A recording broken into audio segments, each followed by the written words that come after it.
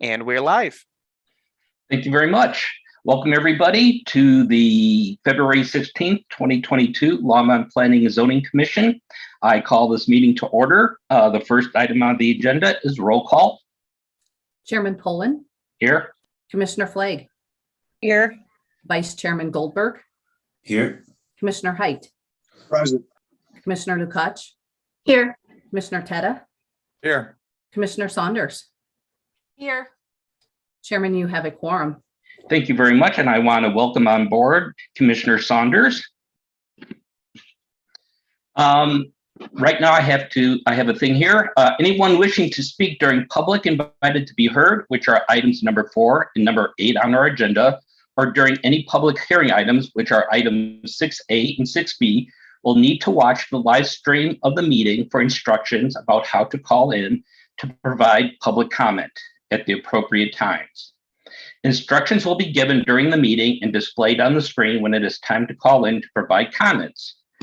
Comments are limited to 5 minutes per person, and each speaker will be asked to state their name and address for the record prior to proceeding with their comments. Please remember to mute the live stream when you are called upon to speak. At this time, we have communications, and we have Don Burchett, Planning Manager. Good evening, Chairman Poland, members of the commission. Don filling in for Glenn tonight. The only thing that I wanted to do was make a quick introduction. We have a new planner who is attending the meeting tonight, and her name is Jennifer Hewitt-Apperson. She's a senior planner for us, and Jennifer comes to us by way of the city of Loveland, where she was a senior planner there. Her experience is in development review, long-range planning, and historic preservation. And for us, she's going to be doing primarily development review and the historic preservation. So you will be seeing her at some of your meetings, and we just wanted to introduce her. And so you had a face with a name when you saw a staff report. So that's all that I had for tonight. Thank you, Don, and welcome, Jennifer. Thank you. The next item on our list is item number 4, which is public comment. Comments are limited to 5 minutes per speaker. The information is being displayed on the screen for those viewing from home. Please dial 1-888-788-0099, which is a toll-free United States number. When prompted, enter the meeting ID 845-8909-2559. When we are ready to hear public comment, we will call on you to speak based on the last 3 digits of your phone number. Each speaker must state their name and address for the record and will be allowed 5 minutes to speak. Please remember to mute the live stream when you are called upon to speak. We will take a 5-minute break to allow people to call in. Thank you.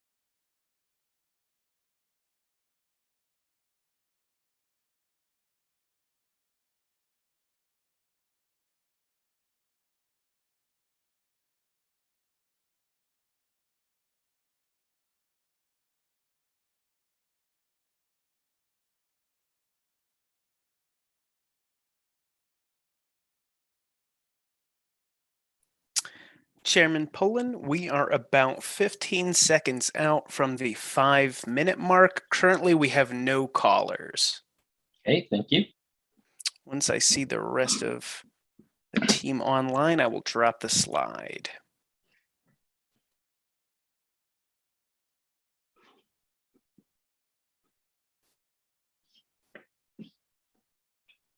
And still no callers.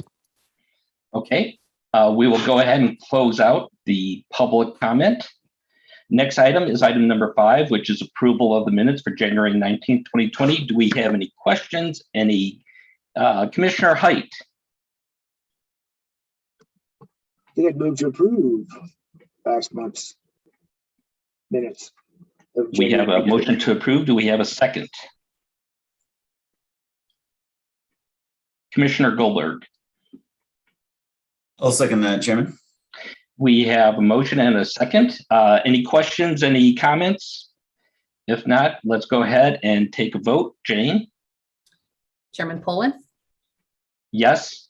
Commissioner Flagg, Yes. Vice Chairman Goldberg, Yes. Commissioner Height, Aye. Commissioner Lukacs, Yes. Commissioner Teta, Yes. Commissioner Saunders. Abstain. Chairman Poland, that passes 6 in favor, 1 abstention. Thank you very much. Next item is item number 6, public hearings. The first item is item A, 6A, an amendment to the Downtown Longmont Master Plan of Development. Planning Manager Don Burchett presenting. Thank you, Chairman Poland. Good evening, members of the commission. My name is Don Burchett, Planning Manager, again with the City of Longmont. And with me tonight is Kimberly McKee, the Executive Director of the LDDA.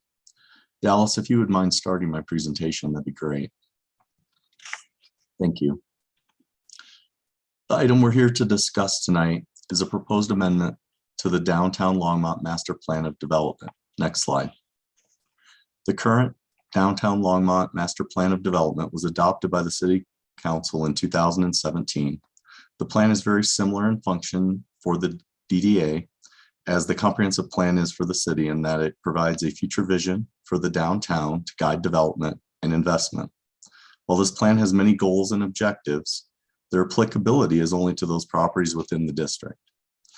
The proposal before the commission tonight is a request to amend the boundaries within the plan to include 5 new properties. Next slide. The properties requesting inclusion are 721, 723, 727, and 729 Main Street, and 33 South Pratt Parkway.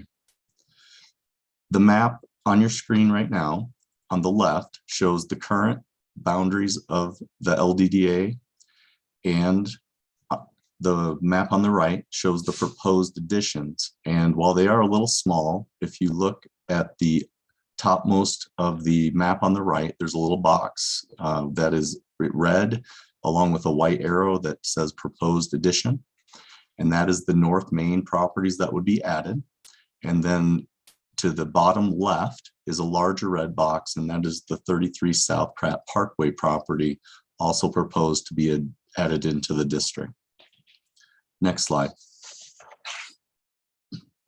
As noted in the staff report, the Planning Commission has no review criteria to use when reviewing this request, but the Planning Commission is being asked to make a recommendation on this request to amend the master plan in your role as an advisory board to the City Council. To help you in making a recommendation, we've noted 4 findings that we believe supports the inclusion of these 5 properties into the district. And I'll go through those quickly.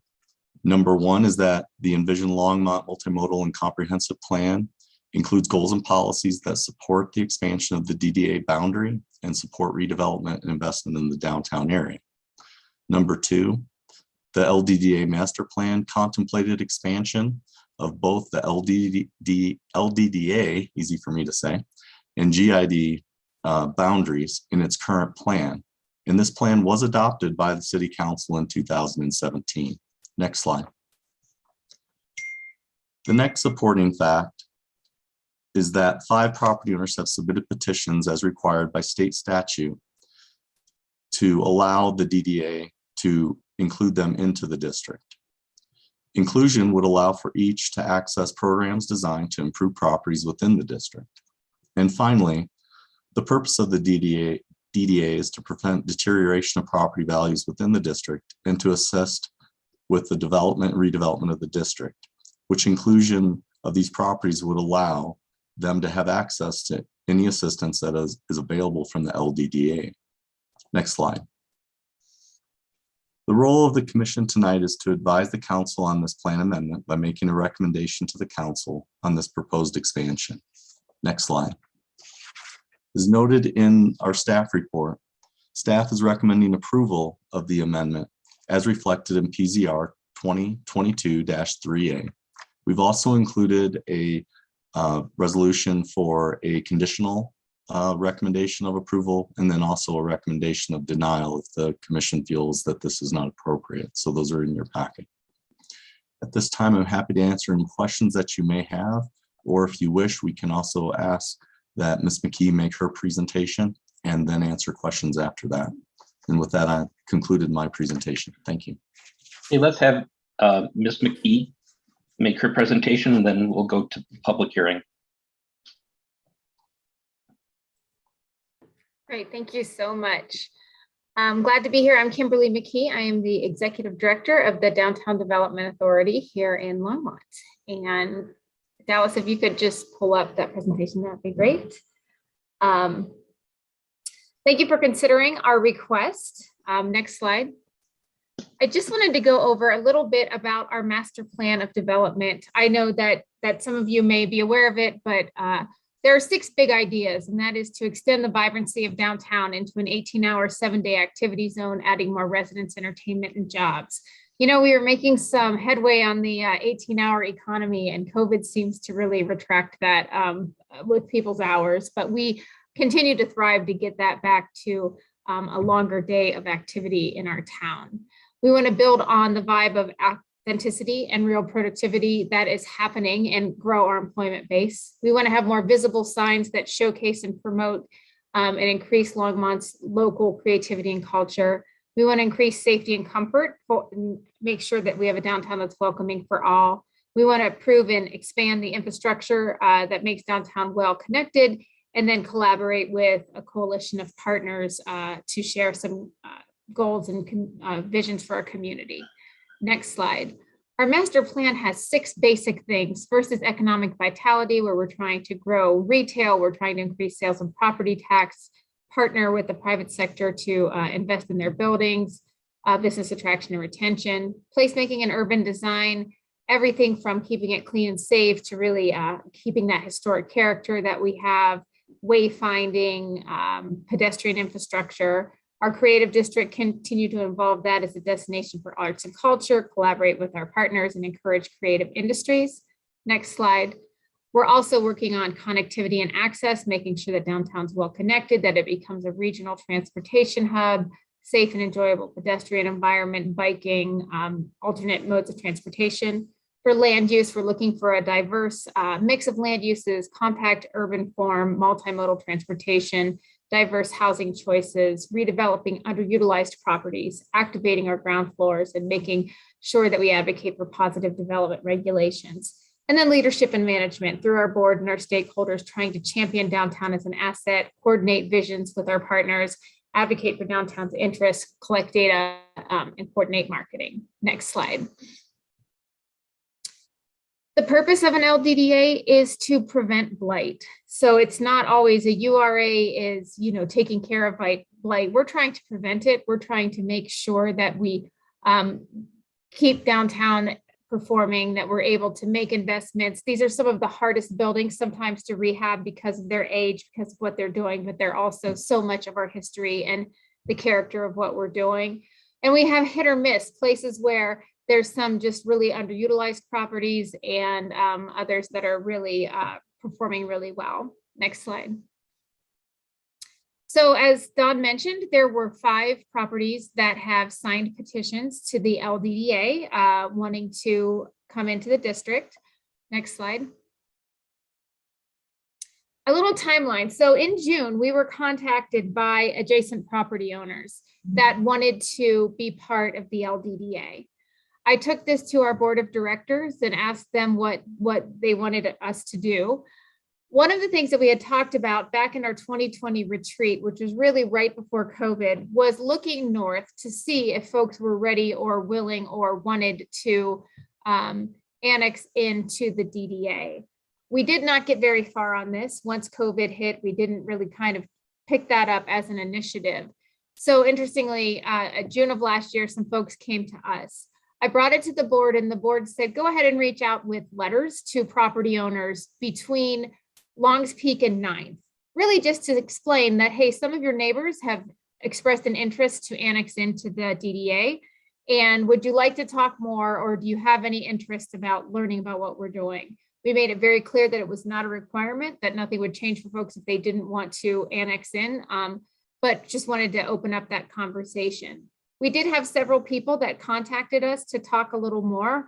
Almost all of them came into the district. We did talk to a few that weren't really connected in the line that we were going to, that said, you know, they'd probably wait until a few more people on their side of the street, it was on the east side, were ready to annex in. So they wanted to stay in the conversation, but didn't want to sign a petition at this point. So December, our board formally approved these 5 signed petitions, and we are bringing these forth to you. Next slide. So what are some of the benefits, or why would we want to annex properties into our DDAs? Again, we're always trying to increase property values. So having those and expanding our boundaries will really just raise up everything around it and help preserve those property values. Upgrade properties. I know that a number of the folks may be wanting to upgrade their properties. I think as we continue to inch north and have people invest, it's always fantastic to have those properties rehabbed and upgraded in our community. Improve the tenant mix. You know, I know that it may seem like we have a few big vacancies that are in some great places in downtown, and we do work with that property owner. We have one specifically big one. We have a couple that look vacant but are under some rehab and doing some really great work around historic preservation.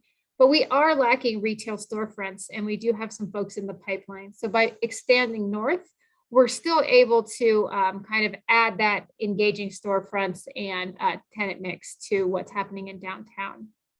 To guide redevelopment, some of the folks, you know, I always ask them, what is your interest and why are you interested in coming into the DDA?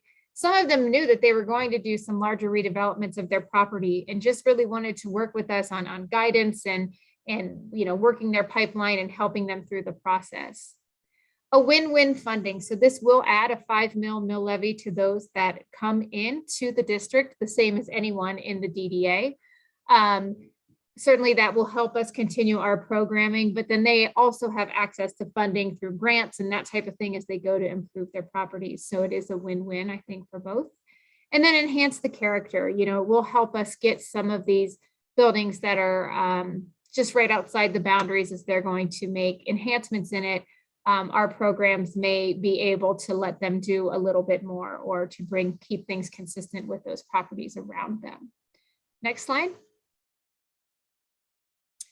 So in our master plan of development, as Dawn mentioned, under leadership and management is Champion Downtown as a citywide and regional asset, and to really look at these DDA boundaries to consider expansion.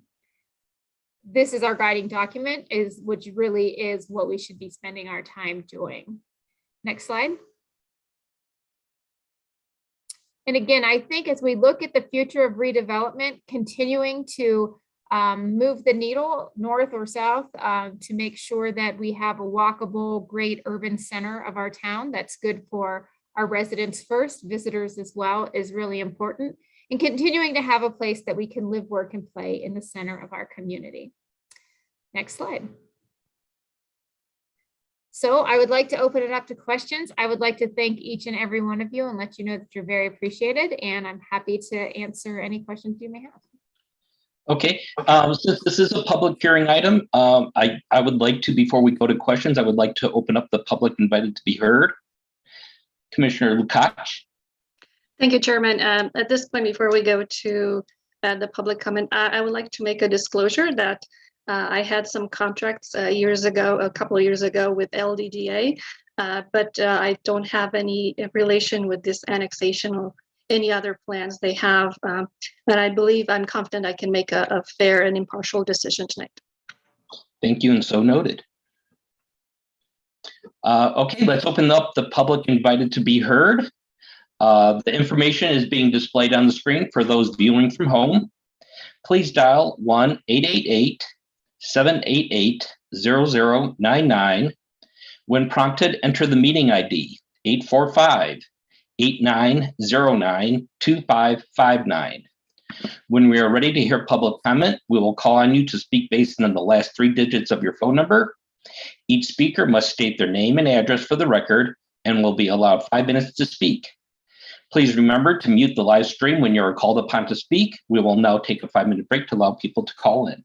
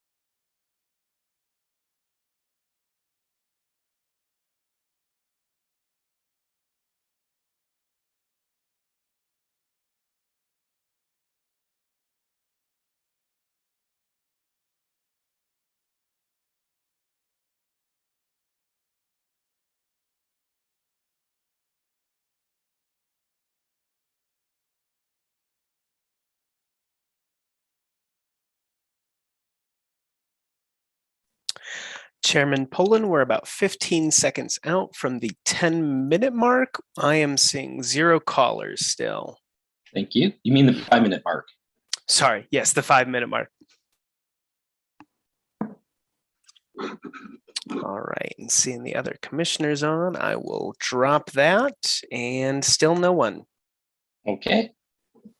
I will go ahead then and close the public invited to be heard for item number 6A. We'll now go to questions from the commission.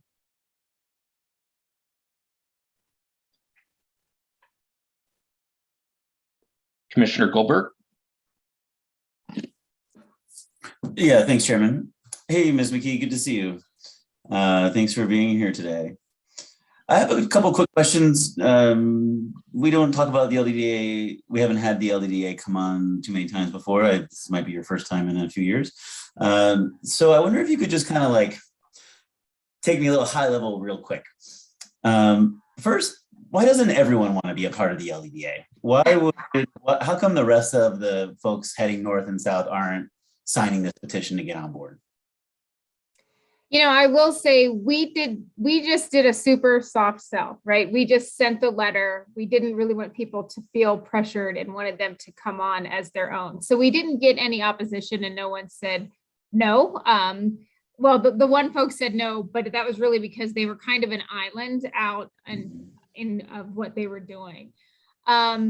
We do get lots of requests and we do get some pushback of folks that feel like we aren't being inclusive, but you know, we do have to have geographic boundaries that are truly a downtown or a central business district. So it wouldn't make sense that we could expand very, very far north. I know we've had a lot of requests to do things at North Main, and I said I would be happy to talk to businesses in North Main about other tools they could use, like a business improvement district or things like that, but DDAs weren't intended to go that far.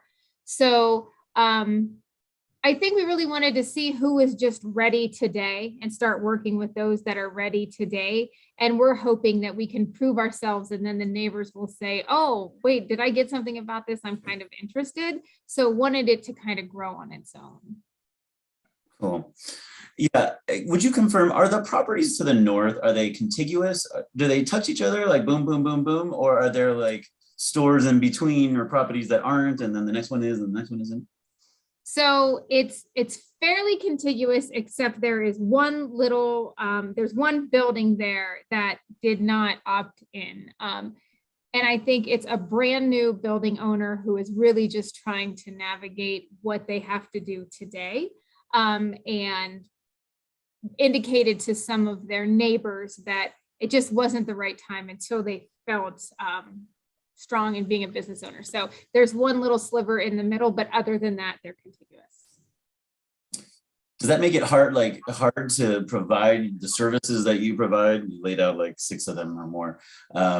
If there's like a chop in the section, does that make it harder for you to provide the services to your members and then not for that island in the middle?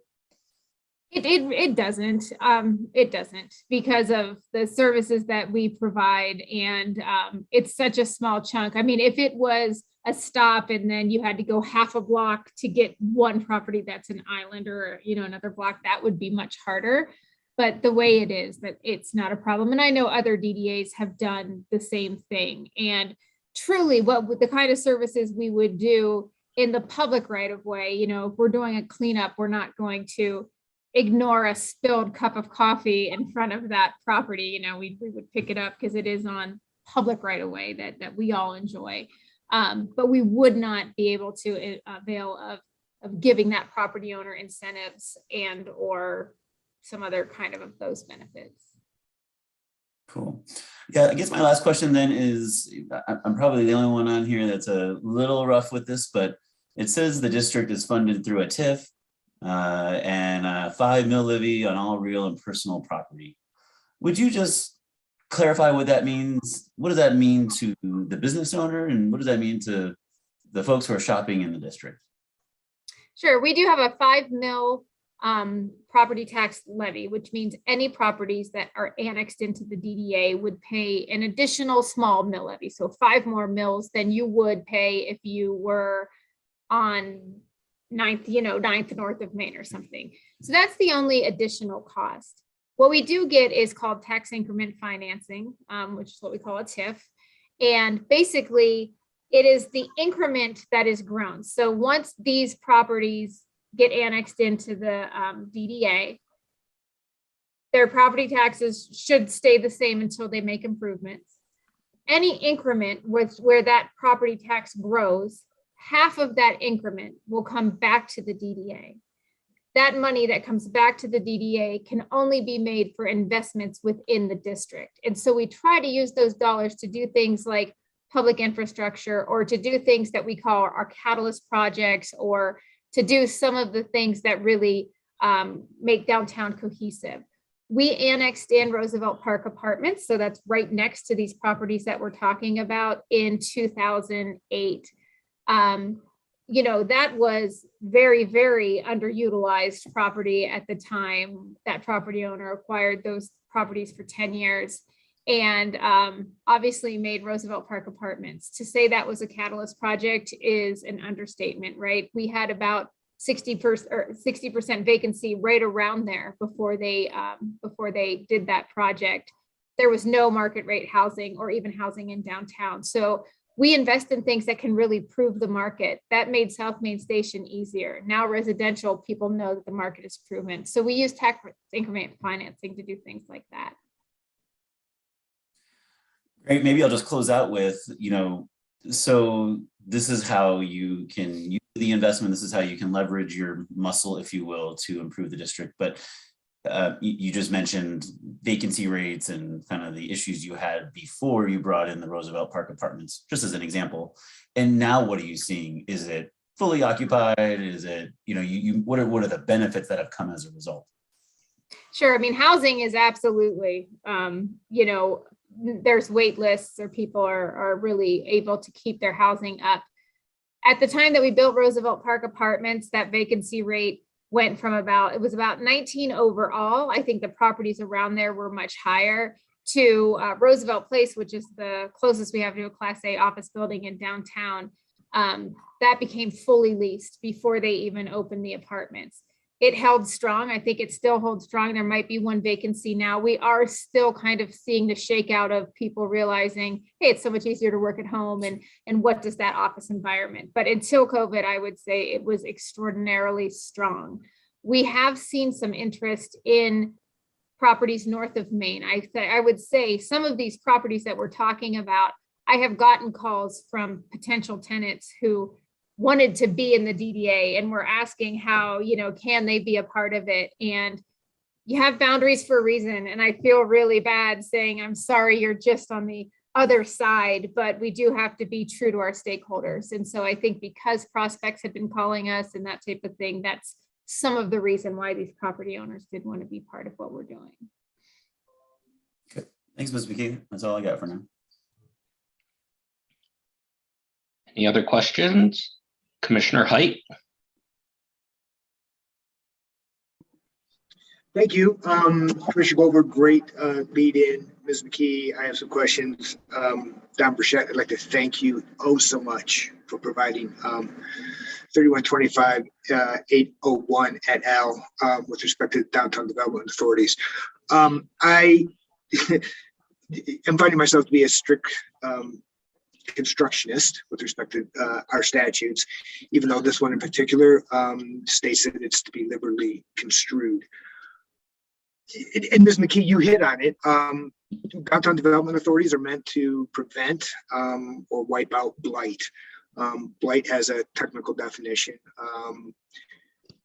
I'm kind of interested in these 5 properties. There is no exact standard as to how the map gets expanded.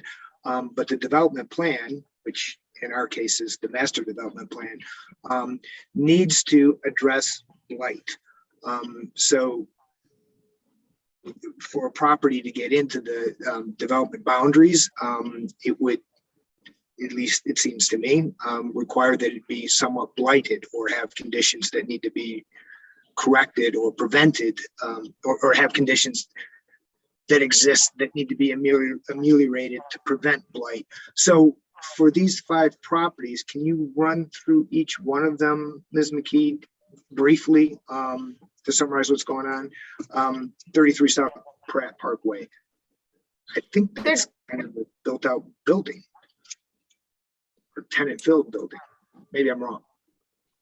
So there was a investment group that owns 33 Pratt, and certainly they are looking at the underutilization of that large tract of land. And I will say that there are not many large tracts of land that you can cobble together in the DDA district. They have been really thinking about a full redevelopment of that property, and are really looking at a number of options of what they can do. So sometimes underutilization of land, maybe there's extra surface lots, maybe the building is not, maybe they want to have some more density, maybe they want to have some different things that they're able to do with their parcels. So that one in particular is looking future eye of what they're doing. And just so you all know, our tax increment financing based on state statute is set to end in 2032. So I was certainly letting folks know our clock is ticking, right? So there may not be a lot of time once you get these projects together, but they still felt that it was worthwhile for the guidance and that type of thing as they navigate their properties. 2032? Is that what you said? Yeah. Which is kind of funny because there's a 10-year clock that you can extend for another 30 years, but it has to be within 10 years of the expiration. That's this year. You might want to look at that. If it expires in 10 years from now. I'm not a TIF wizard at all, but I read the statute pretty closely, and that was something that stepped out. It's a 30-year time period, but you can extend it to 50 if you did that within the last 10 years of the original 30. Just something. Right. So we're extended. We're in the last of our 50. We're in the last. Wow. All right. Never mind.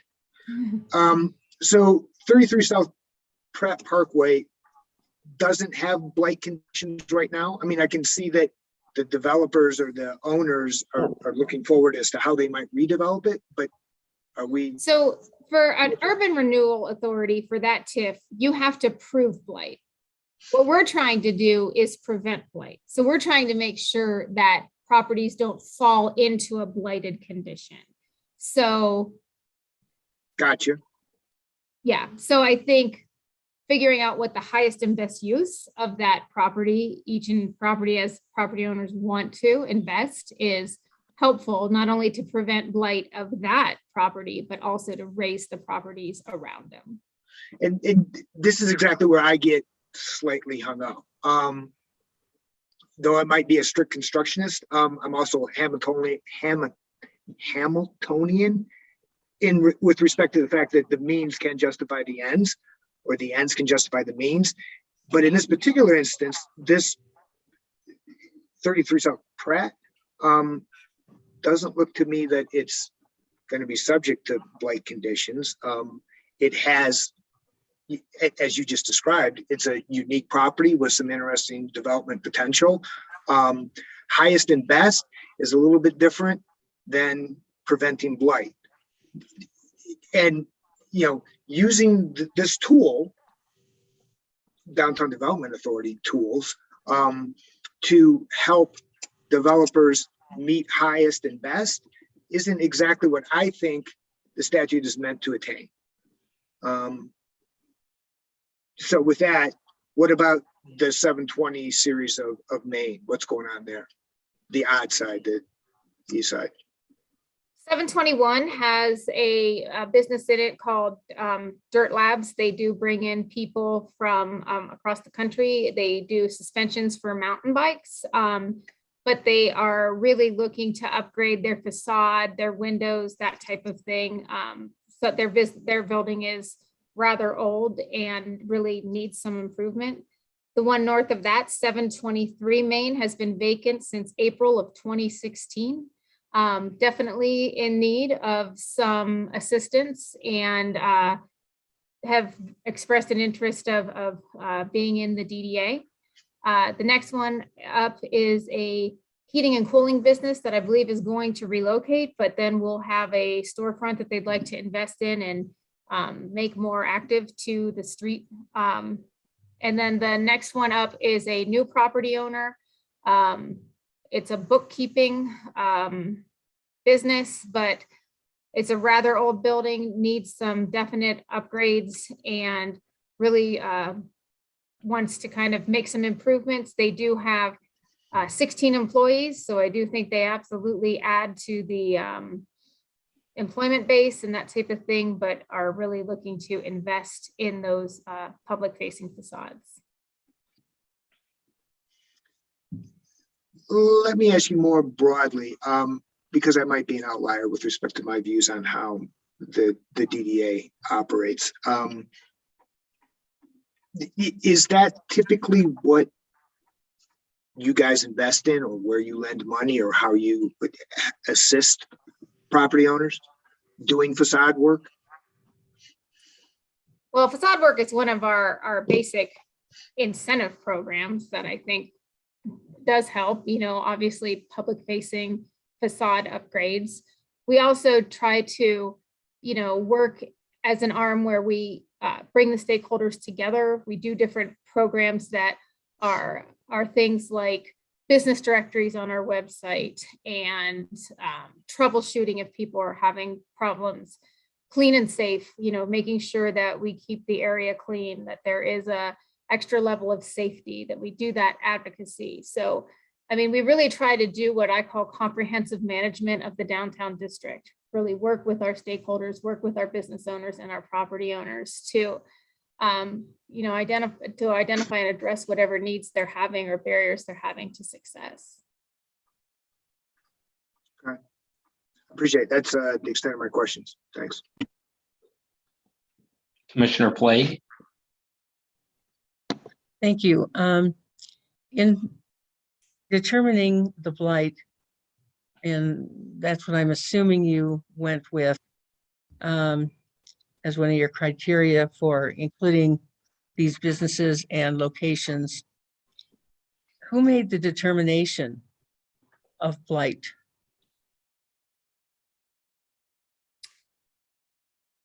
So again, there doesn't have to be a technical determination of blight for a DDA. So we didn't really have to do a determination of blight. When they did the DDA and founded the district at the beginning, it wasn't that every building within those boundaries was determined as blighted. It's really to prevent them from backsliding, to prevent them from not having the tools that they can have to invest in their buildings and to help make the core of our downtown as a destination. So it didn't necessarily have to have a blight designation. So then what I think I'm hearing you say is that your determinations are more toward maintaining a certain status and stature of the downtown area through various programs that you offer and assistance to the businesses that you can accommodate, rather than to say, we need to get this one involved because, or a business says, gee, I'm having a problem, my building is blighted. So blight is not one of your major criterias. I'm so sorry. Preventing blight, making sure that they don't backslide. That's your criteria. Okay. I'm so sorry. No, another. Yeah.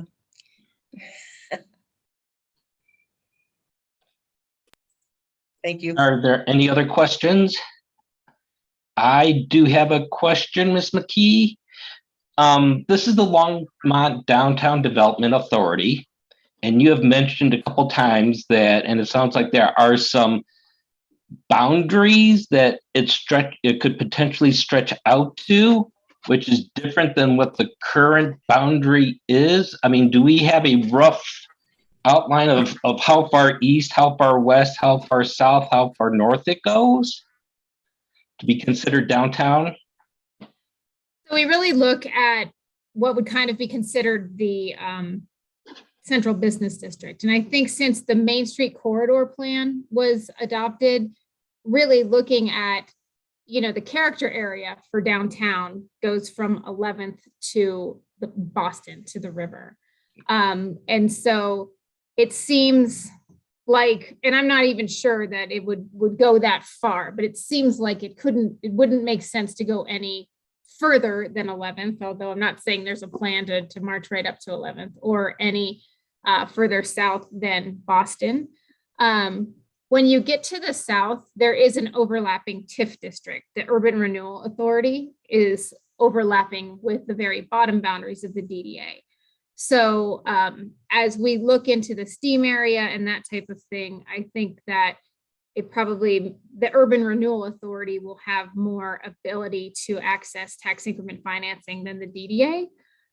But as they evolve, if those properties were interested in becoming part of the DDA just through the mill levy and kind of some of those other services we could provide, we could talk about that on a case by case basis. So that's what we've left that agreement open with Tony Chacon as he continues to work with those properties to the south. We certainly would like to support them in any way that we can. Thank you. Are there any other questions? Commissioner Goldberg? Thanks, Chairman. Ms. McKee, there's been a lot of emphasis on blight and whether you're preventing blight or whether you're resolving or rehabilitating blight. But I wanted to just touch on a couple of the other goals and strategies around the goals and objectives for the Downtown District Authority. Extending vibrancy, building the vibe, increasing visible signage, increasing safety and comfort downtown, improving infrastructure were a couple of them. By bringing on new members of the Downtown District Authority, does that kind of enhance your ability to continue to serve those other goals?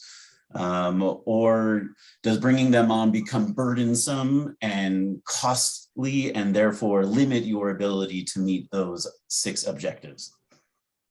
I think it helps for sure. I do think that some of these properties are right next to some of our highest performing properties, right? And so having these amenities kind of increase to the north and grow to the north are very important. I think that the stretch to the north specifically offers some pretty good storefronts and some pretty great opportunities to engage with the public and have some great retail and different things that we really haven't been able to do up on the north. I think having more invested stakeholders never hurts, right? I think it always strengthens a district. So I think it's a real win-win for both those properties, for the DDA and for the community as we continue to try to make a walkable, strong destination in the heart of our town. Great. Maybe just my last question is, you identified the Roosevelt Park Apartments as a success. Before we deliberate as a commission and make a movement here, can you speak to 1 or 2 other successes that you've had that you kind of use as examples of LDDAs in action and how that worked? Sure, absolutely. I mean, I think that obviously if you look at the South Main Station redevelopment, if you look at Roosevelt Park Apartments, those were 2 really big ones. If you look at the alleyscapes and breezeways that we were able to do, I think that really helped raise the game. We're investors in the Spoke on Kaufman, which is the affordable housing that's going in on Kaufman Street, along with a 264 space parking structure. We were certainly instrumental in having that done.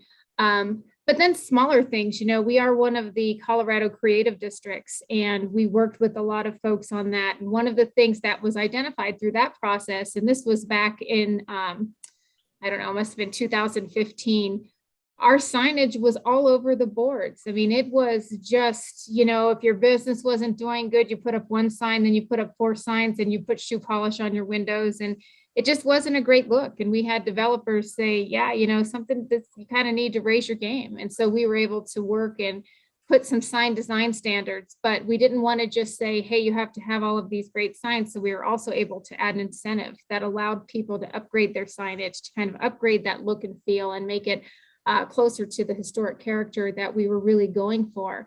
Those small changes happened over time, but I really do believe that they made a huge impact on the overall look, feel, and helped bring more investment. There were quite a few, like I said, there was, when we started in 2011, there was 19% vacancy. That's a lot, you know, and I think last time we did a market study, it was well under 5. So I think some of those improvements have been made and we continue to work towards that. Thanks. I don't have any more questions for you, Ms. McKee. Thank you. Anybody else have any more questions? Anybody ready to make a motion?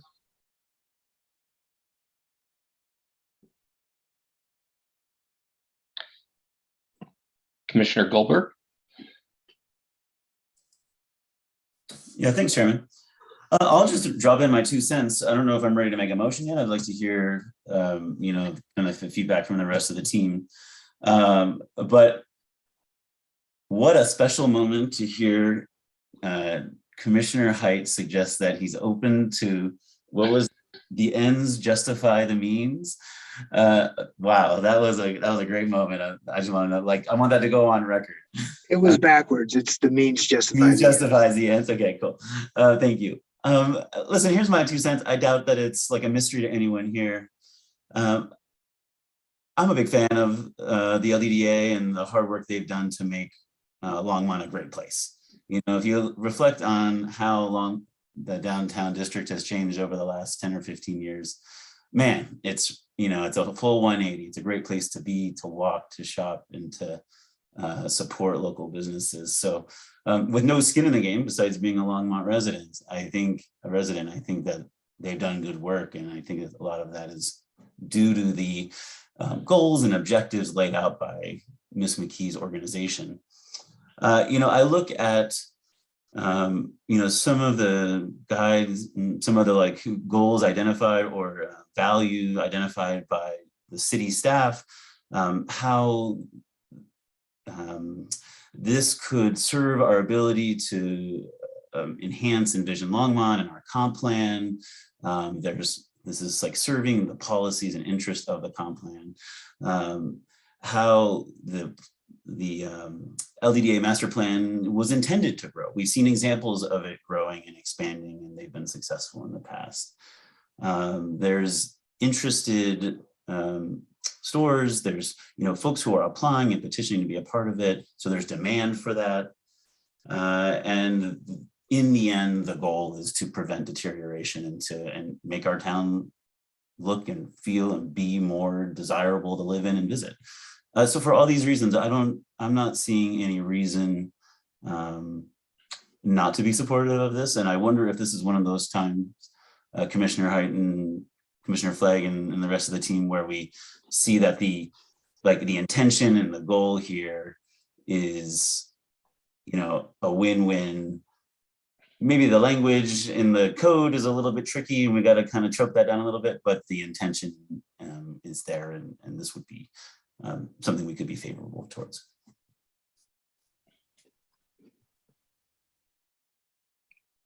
Commissioner Height? Yeah, I twisted it up again. It is the ends justify the means. That said, the statute hangs me up. The statute is clearly, the development plan has to prevent or address blight or protect property values. That's what the master plan needs to do. If we are going to bring more properties into the jurisdictional boundaries of the master plan, I think they have to meet those conditions. I mean, once the district was established, the master plan and what it does works in that area. Now we're going to expand the area. I think to expand the area, we have to look at the particular properties that are meant to be brought in, and do they qualify? Why are we bringing these particular properties in? And but for 723 Main Street, I didn't hear a need to protect property values or prevent blight. So I'm hung up. I think it's a great program, but when we're going to expand the program, even though there aren't standards set as to how that expansion has to happen, the means of expansion have to meet the ends, and the ends it doesn't go backwards. These properties don't meet the standard. They're not blighted or potentially blighted, or their property values, other than 723, at risk. So my problem is, but for 723, I don't think I can support the others. That's where I am.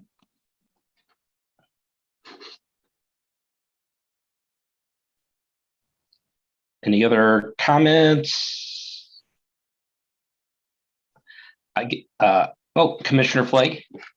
So, Don, perhaps you have a way of looking at this that can give us some insight as to some of these districts. At one point, I worked in a situation where an area that I was working in had to have a blight determination. And I was basically told by the organization in the city, and that was City of Denver, that this person had certain criterias, but she knew blight when she saw it. Okay, which is not a real concrete method of saying this is blight. And it sounds like what we're struggling a little bit with, what are the other criteria for bringing someone into this kind of a situation, having them be a part of this district? Is it just the address? Is there more to it? It looks like we're floundering at a way to have a concrete way of saying, yes, we should go forth with this, that it's not an issue. I'd appreciate any guidance. Course. City Attorney Eugene May has raised his hand, so I would always defer to him if he wants to speak first. But what I would say is that, there's a couple of things that I think the commission should keep in mind. One is that if you believe there's something that needs to happen before this property is brought in or approved by the city council, you could make a recommendation or a condition that would go up to the city council for consideration. As an example, Commissioner Height brought up the issue with trying to determine whether or not blight exists on these properties. A blight study could be done. It would take a little bit of time for the district or the property owners to have that done. But if that is something that the commission feels needs to be done in order to meet the requirements for a recommendation, then that's your prerogative. You could make that as a condition. I would say that we have, and I have actually done blight studies for the city on a couple of properties. And in the downtown previously, we actually did the last one for the DDA a number of years ago. And when we went through the statutes and we set up our system for evaluating, there is a lot of potential for, I would say, variation between people that would go out and look at blight. And so to your point, Commissioner Flake, about I know it when I see it, I would say I know it when I see it as long as I understand what I'm looking for. And so it is truly in the eye of the beholder. And that's where when we had teams of 5 that were going out and doing the last blight study for the downtown area, we had set parameters for what was a determination of whether or not there was, for example, damage to a building, or what qualified as infrastructure that was deficient, and what, because and it's been a while since I've read the statute, there's either 7 or 9 criteria, and you have to find, I think, like 3 or 4 out of each one, or out of those, to qualify as blight. And so we set those standards up before we even went out in the field. So when I went out to a property and you went out to a property, we should come back with the same determination following those guidelines, because we're using the same stuff. So that can be done, but it is something that from one person to another, the standard can vary and the determination could be different depending on the day, and the person that's out there, because the state's criteria do not, other than tell you the topics, they do not give you specificity as to what qualifies to make it meet that criteria or not. You need to set that and establish that when you're doing your methodology. So that's what I would say, is that I think the commission has options here. The last thing that I'm going to point out again is that when reviewing that statute, the only section that I see that relates to adding property is the very last section, I believe, in the statute. And that's what we were looking at when we're trying to make this determination of whether or not we feel that it was justified in amending the plan. We still believe it makes sense to amend the plan. We believe that the district has done great work and will continue to do that. And we believe that these are properties that could probably use some help in making these better places where that, you know, they can either redevelop or make a reinvestment in a property so that it has another ability to be productive and useful to the community. So with that, that's all that I have, and I'll defer to Mr. May. City Attorney Eugene May.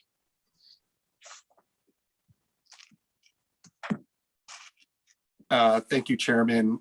A couple of thoughts on Commissioner Flake's sort of request. I think it is instructive to look at the statute, and page 144, section 31-25-822 is the provision that Don was referring to about inclusion of additional property. There are no criteria in there. Basically, you need a petition to the board, evidence of title to the property, accurate legal description. That's all that's in there.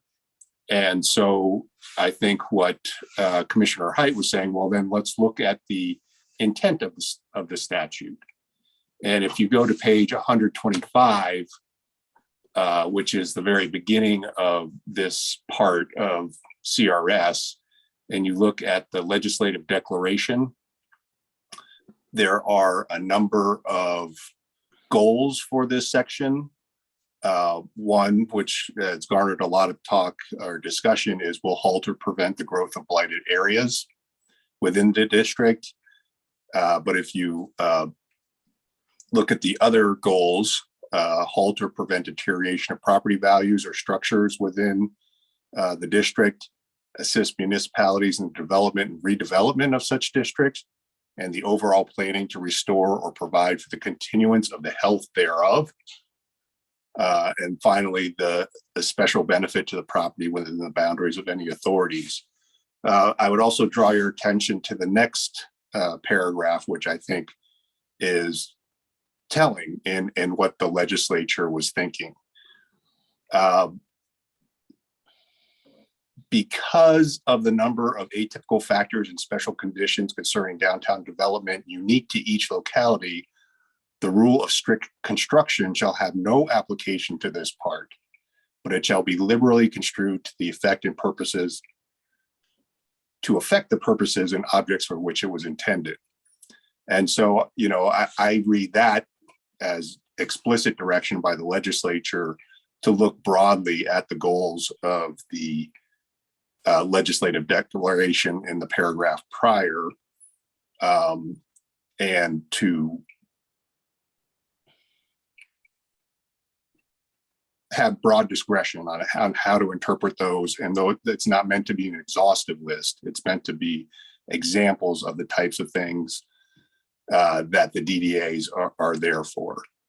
And so if the commission were to look at those criteria, and with this direction from the General Assembly to take a broad view, not to be focused on the words, which is the strict construction, but the intent broader, maybe the commission could find good reason to take action on this petition. Thank you. I'm going to also, before I call on you, Commissioner Height, my 2 cents in reading this and part 8, even going back a little bit earlier in it, when it says authorities have the purposes and powers provided in this part 8 will serve a public use. And then it goes in, and the very first thing it says will promote the health, safety, prosperity, security, and general welfare of the inhabitants thereof. and of the people of the state will halt and prevent, and then it will halt and prevent this, will halt and prevent deterioration, will halt and prevent the growth of blight, will assist, and other things. But, you know, going back to what Eugene said, when you look at that first thing, will promote, and I go to it, will promote the health, safety, prosperity, security, and general welfare of the inhabitants. When I look at that, I think that means that we can go outside. I mean, we don't have to use blight as the condition for this. So that's kind of my thoughts on this. Commissioner Height?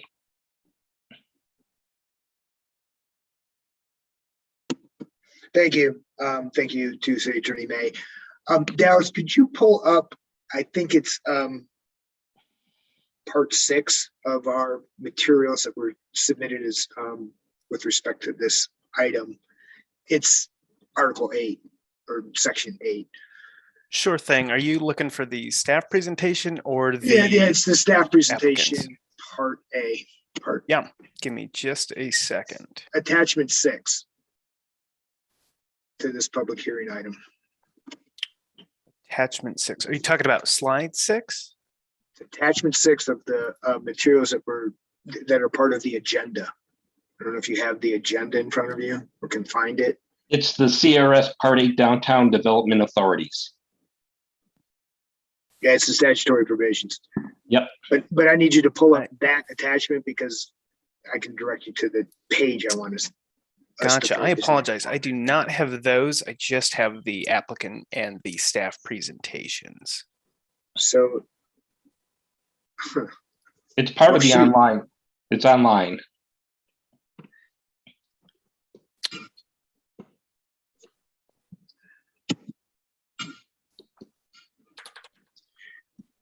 if we can't get it up, I don't know if the other commissioners can find attachment 6 separately on their computers. Yeah, I have it up yet.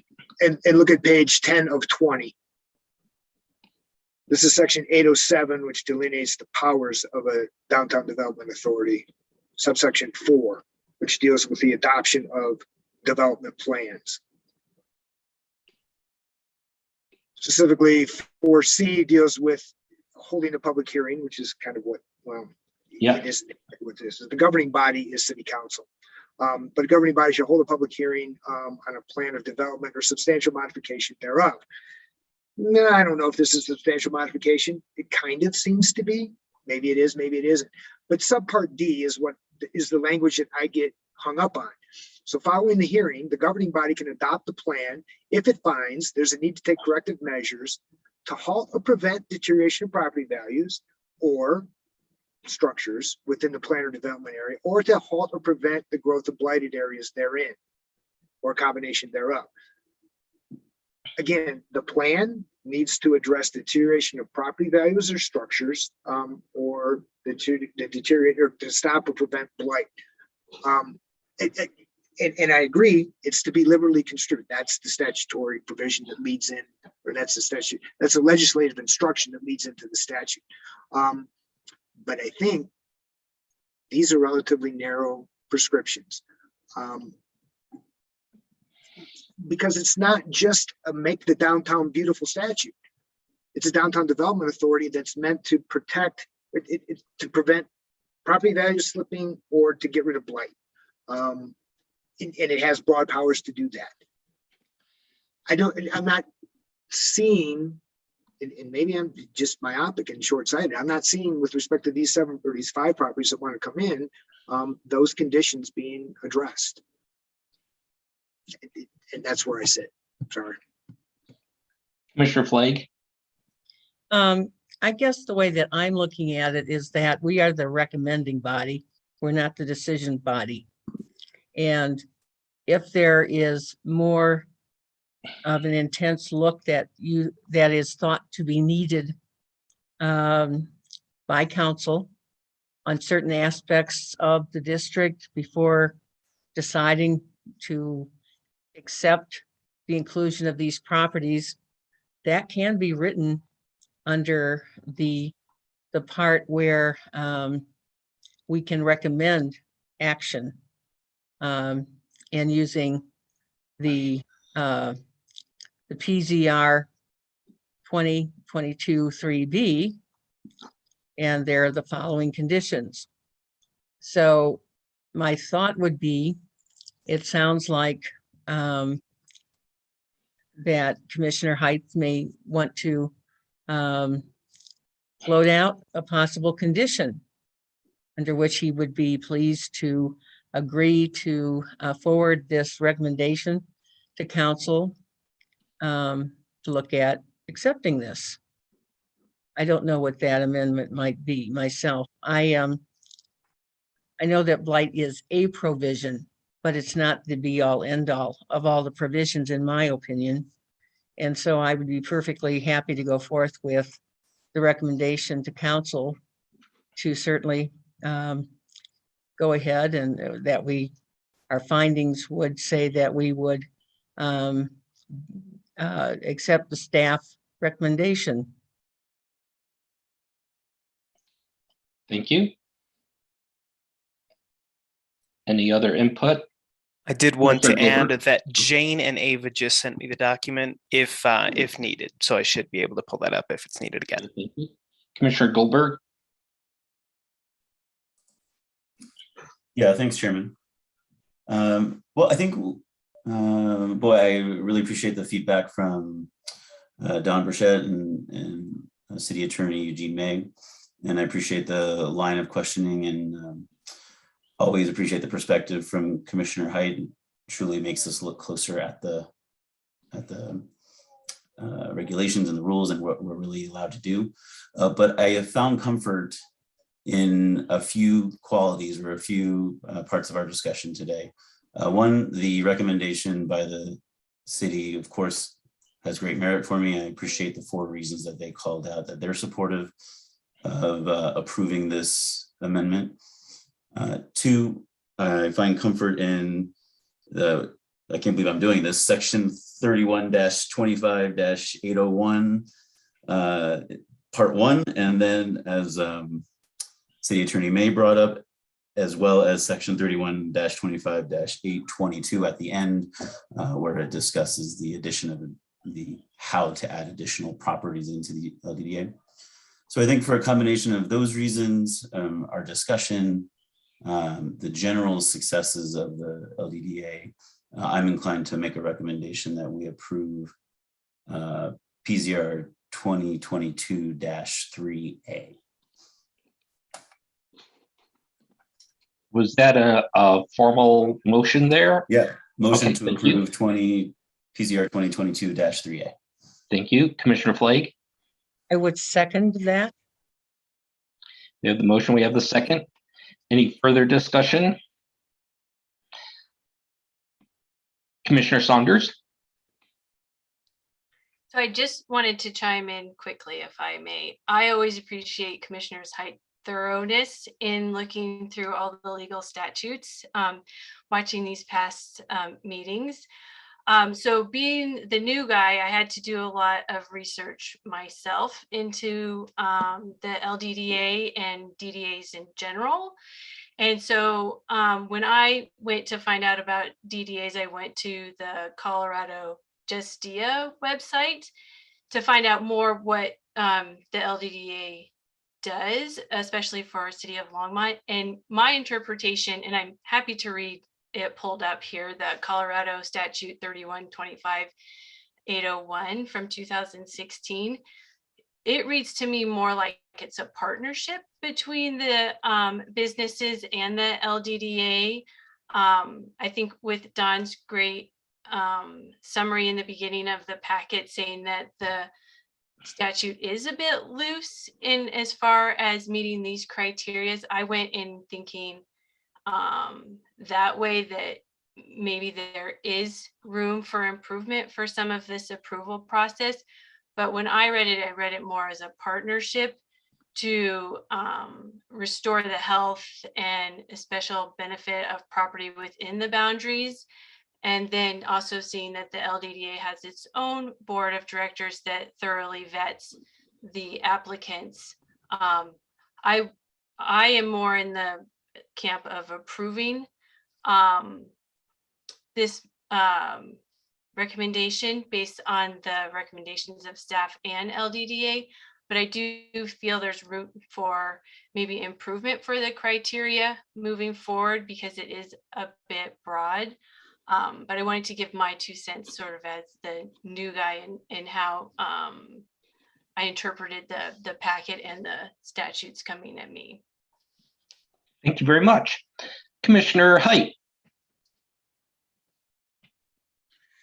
Thank you again. I just want to point out, God love whoever drafted these PZRs, but PZR 2022B3A subsection 1.3B has exactly the language that I'm hung up on. The amendment to the downtown, the master plan would prevent deterioration of property values or structures within the planned development area or halt to prevent blighted areas. That's a finding that were deemed to have been made. I don't think there's been a finding with respect to these properties. I would be amenable, as Commissioner Flake suggested, that we have more information regarding these 5 properties, so whether or not they qualify to meet the standards of this 1.3B language.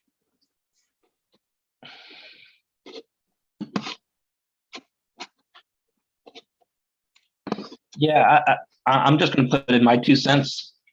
In going through, there's I believe what the thoughts of what this is trying to accomplish. There is the way that is termed. It does say will prevent deterioration of property values. Wow, prevention is kind of an open word for me. You can say that by joining the LDDA, they are agreeing to a set of, they're working with other businesses in the area to be uniform, to do things in common. And by doing things in common and being part of this, they are preventing in the long term a chance for blight. It isn't to say that these are blighted currently. It isn't to say that these things would be blighted. It's saying that they are working to prevent to prevent blight in the future at some point. And by joining this, that they can accomplish that. I mean, it's kind of an open thing, and that's what we're here to discuss, but that's where I'm at, and that's why I would be for this, is the fact that I believe that by joining the LDDA, businesses are doing it for the benefit, the long-term benefit of the downtown area. So that's my thoughts. Commissioner Lukacs. Thank you, Chairman Poland. I'm kind of with you when I heard, the word prevention. It is kind of open-ended, and we can't actually define it, but there's no criteria, like how are we going to prevent, or does it need prevention? So I don't think I'm hung up on the statute. I know it is kind of open-ended, but I'm going more towards the approval. Thank you. Any other comments? If not, Jane, we have a motion and a second, so let's take a roll call vote. Absolutely. Chairman Poland, For. Commissioner Flake, Or Vice Chairman Goldberg, Yes. Commissioner Height, Against. Commissioner Lukacs, Yes. Commissioner Teta, Or Commissioner Saunders, Yes. Chairman Poland, that motion passes 6-1 with Commissioner Height dissenting. Thank you very much. This item will now be forwarded to the Longmont City Council for action. If you are unfamiliar with the council procedures and intend to appear before council, please contact the Planning Division for further information at 303-651-8330. We can now move to the next item, which is item 6B, the Peschel Open Space and Quicksilver Road Annexation, Zoning and Concept Plan. Principal Planner Ava Perzhevsky presenting. Thank you, Chair Poland and Commissioners. Did I do good on the name? Fantastic. Thank you. And Dallas, when you're ready, thank you so much. Let me move my thumbnails out of here. So next slide, please. So, sorry, one moment. I'm trying to get these thumbnails out of here because they're blocking my screen. Thank you. Sorry. This is an annexation request, and I'm going to start off with giving you some background on the location of this property. As you see from the map on the left, it's this area in red. It's this property there on the east side of County Line Road, as well as right-of-way that's existing on Quicksilver Road, and that is going just west of that Pichelle property. And again, this is adjacent to County Line Road. I don't have my pointer here, so if you see Highway 119, that's the north. You go down County Line Road, it's over on the east side, south of the Walmart Supercenter and the apartments. And these properties straddle two counties. As you know, County Line Road is our border. On the east side, the Pichelle property is located in Weld County and it's zoned agricultural.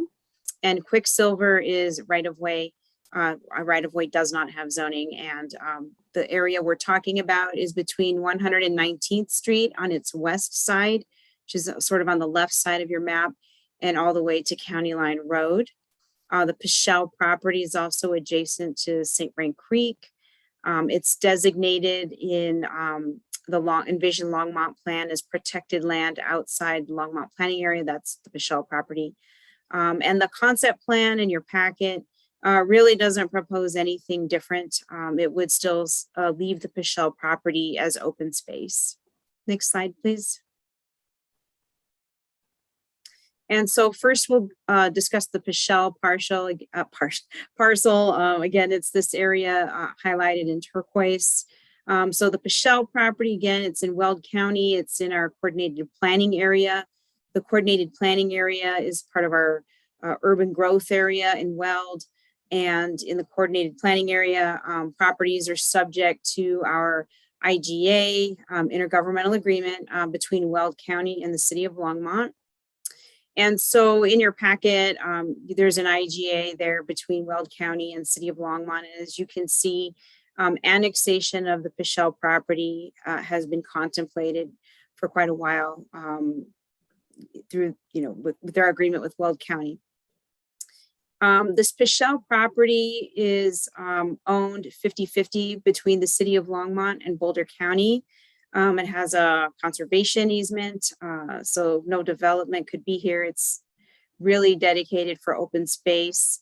There's an intergovernmental agreement as well with Boulder County, which is in your packet, in which both parties agree that the city would annex the Pichelle property into the city because the annexation's in the best interest for the long-term management of the Pichelle open space. And annexation of city-owned properties is a city policy. Next slide. And so now we'll talk about Quicksilver Road. Again, it's this area in turquoise. On the left side is 119th Street, and on the right side is County Line Road. It's bordered by Boulder County open space, as well as two residential parcels along Quicksilver. This area is part of the St. Vrain Valley planning area. These properties are areas where land use and transportation changes may affect city properties. Again, in your packet, there's the intergovernmental agreement with Boulder County, which allows annexation of properties outside the Longmont planning area if those properties serve development in the Longmont planning area. Our IGA specifically mentions Quicksilver Road as a potential road to be annexed, as it's an area of mutual interest. And in 2020, the city and Boulder County entered into an IGA, also in your packet, regarding use, maintenance, and repair of Quicksilver Road. And I believe it was agreement item number 10 in that IGA, where the city and Boulder County agreed the city would pursue annexation of Quicksilver Road. Next slide. And just quickly, briefly going over, our community input. We had a neighborhood meeting in July of 2021. Again, this is virtual, and we had 3 callers call in. One of them was a resident of Quicksilver Road. The other one was the attorney of that resident of Quicksilver Road.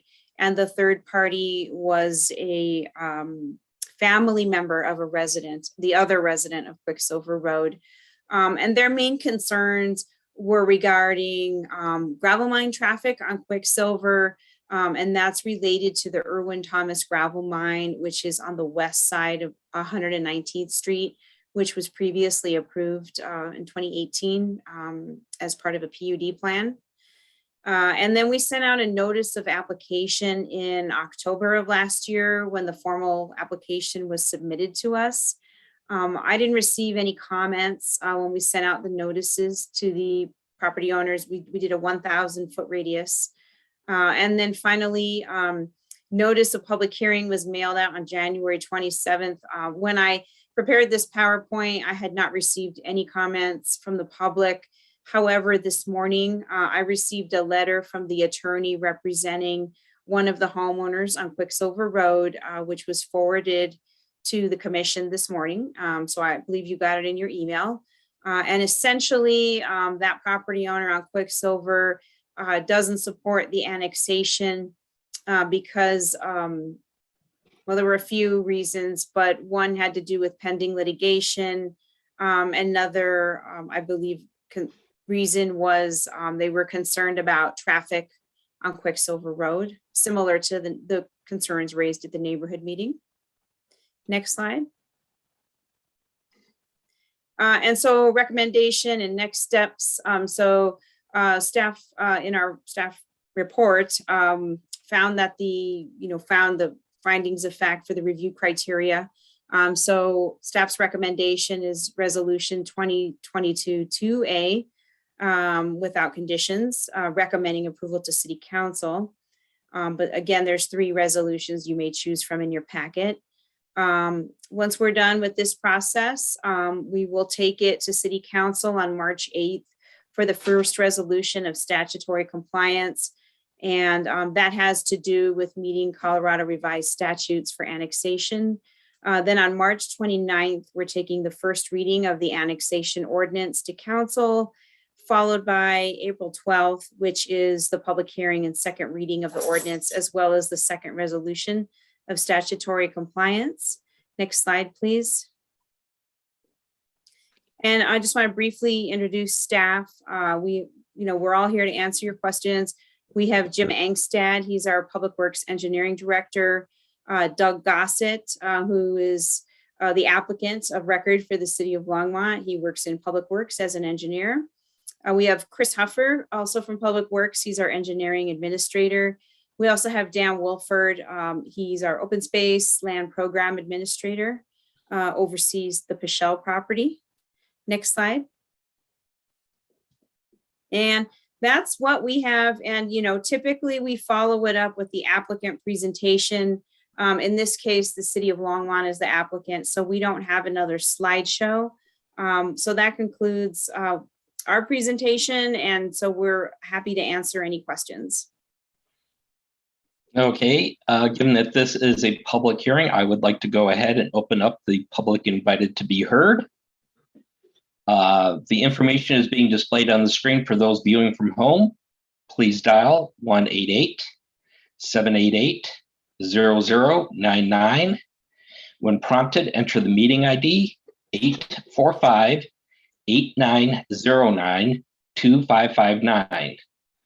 When we are ready to hear public comment, we will call on you to speak based on the last 3 digits of your phone number.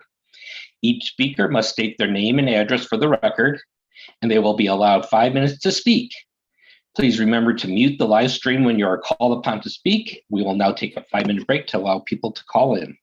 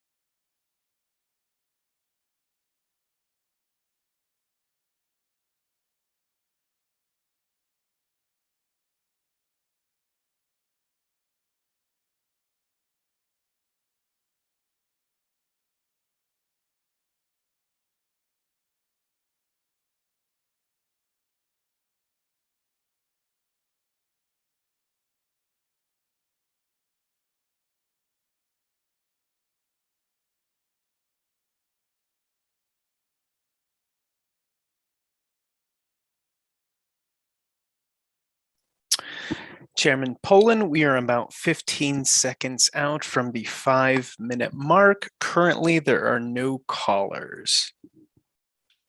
Thank you. Okay, once I see the rest of the commission, I will drop the slide.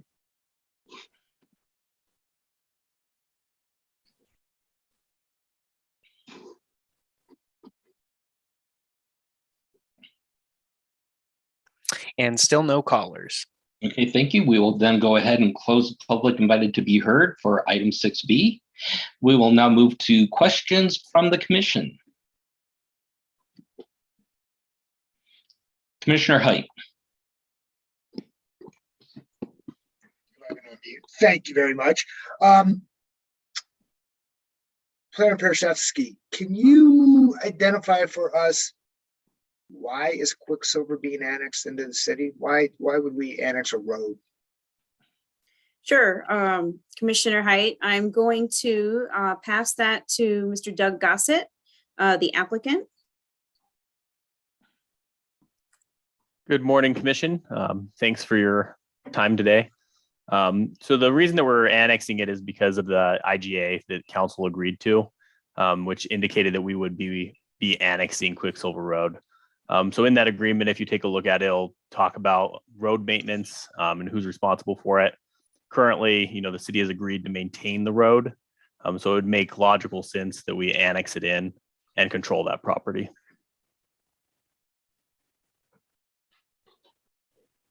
Great. Hold on. I want to make sure I'm looking at the right thing. This is the IGA between the city and Boulder County. I think it's attached as attachment 5, the Quicksilver IGA in our material. That is correct. And if you look at item number 10 on there, that's where it Got it. discusses the annexation. Right. But items 1 through 20, except 10, identify that really what this road agreement is for is to identify Quicksilver as a haul road for the Irwin, I don't know, the rest of it, the mining operations will be going on to the west. So the document I have is unsigned. Do you know whether or not this agreement has been executed?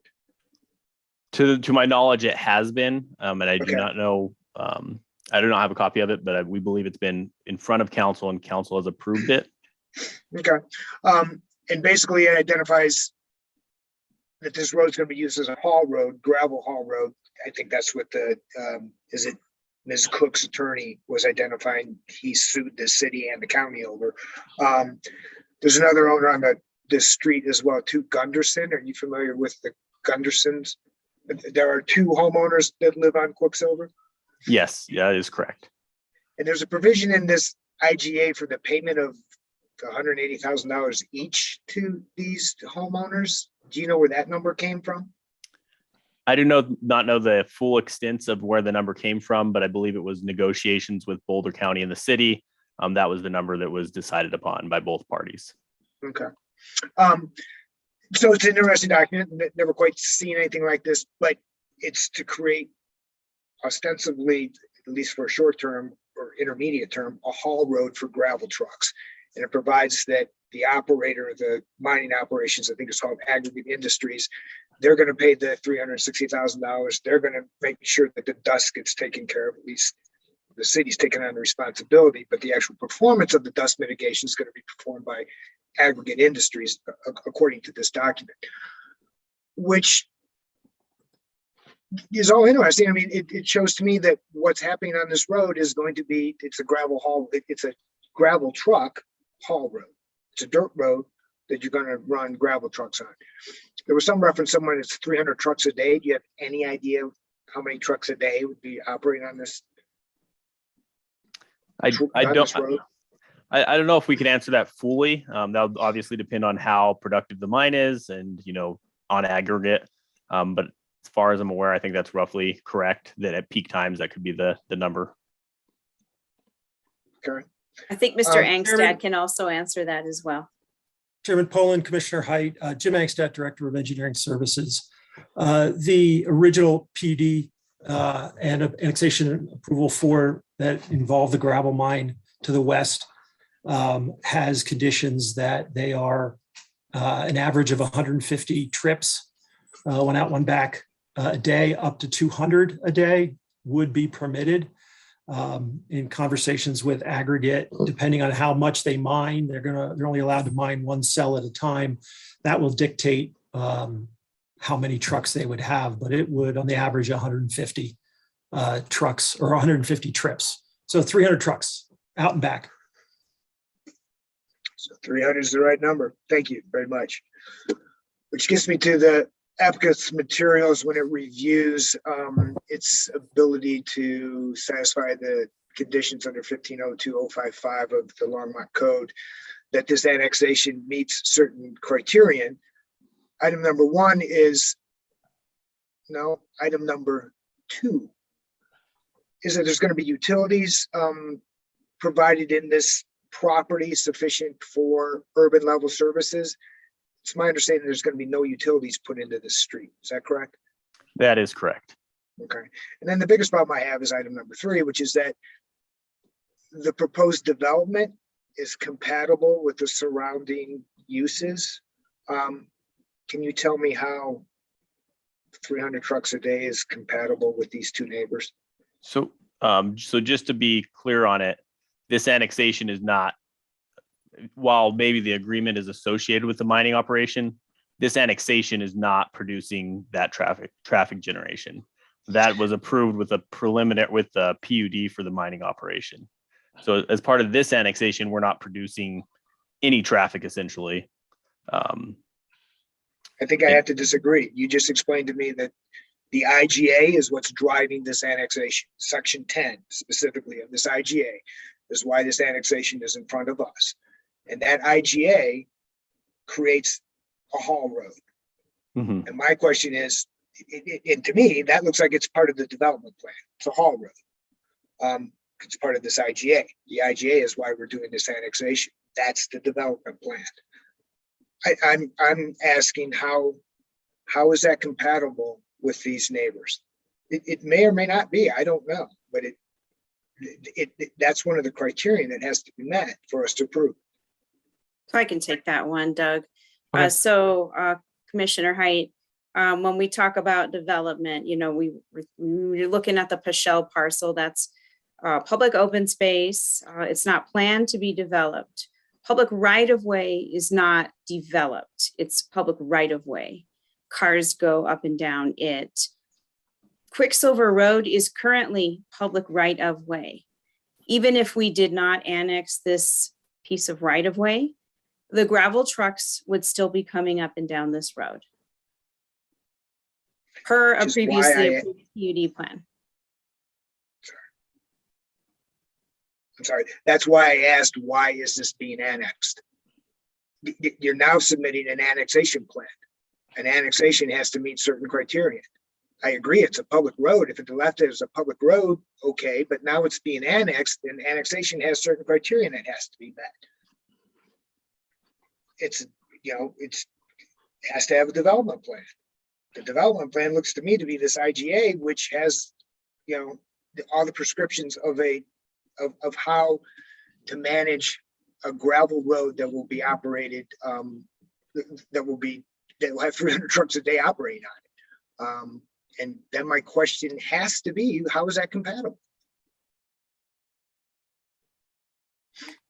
And so our answer again, Commissioner Height, is the annexation is compatible in that the open space is staying open space, the right-of-way is staying right-of-way, and the gravel traffic would have been there with or without the annexation.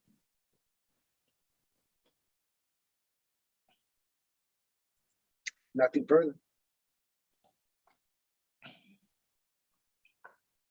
Thank you. Commissioner Flagg. I am, upon reviewing that same IGA, there are two aspects of it that I was drawn to look at. One is the 35-mile-an-hour speed limit and the control of the dust, which seem to be issues. So I'm wondering how is it possible for the city of Longmont to make sure that the speed limits are no greater than 35 miles an hour and that there is dust control? So I guess we could take over that. And Jim, I don't know if you want to step in as well, but in general, if we annex the road, then we have control over the road. So as part of the annexation process, that brings it into Longmont's jurisdiction. Obviously, we still have the IGA, which puts some of the responsibility on us anyways. But part of it is annexing it gives us that control to have that oversight on it. And how do you perform that oversight? In general, the oversight for speed limits would be you'd post the speed limit. So you'd post, a 35-mile-an-hour speed limit sign. And in general, you'd also, police would enforce it. If, people were exceeding the speed limits, you'd have police presence. So, currently it would be Boulder County Sheriff Department responding to any kind of calls out there. But if we annex it, it would be the city police department. And same thing for dust control. We would be monitoring dust control. And the city would be enforcing that as our own property. Presently, It is, Go excuse ahead. me, as part of the mine operation, the mining company has a number of requirements that they need to meet. They have to control dust as well on their site, so the city will have staff inspecting and in the area during the course of that operation to observe, and we'll be able to identify should there be any dust issues. Are the trucks that are running the gravel required to have, and I'm sure I'm not using the correct technical term, but a blanket or a covering over the area, because the trucks cannot be completely enclosed on the top? I believe that is a standard state or local law, is that you have to I believe- cover if you're traveling down a local road. Yeah, I believe there's a city code in Longmont Municipal Code that requires trucks hauling to have covers. So the remedy, if it is noticed that a truck might possibly be going down that road at a speed that seems to be a little fast, and it's noted there's no cover on the top, or it's flapping in the breeze or whatever, how does someone call in? Do they call into the police department? Do they call into Public Works? How do they get enforcement? There is police have a non-emergency number, which can be called into, and Public Works does have a service number, which can be, is on our website. Service Works, I believe, is also an email that people can write into and put in a request. So there is a remedy for speeding trucks and for uncovered trucks in that area. Thank you. Thank you. Any other questions? Commissioner Saunders.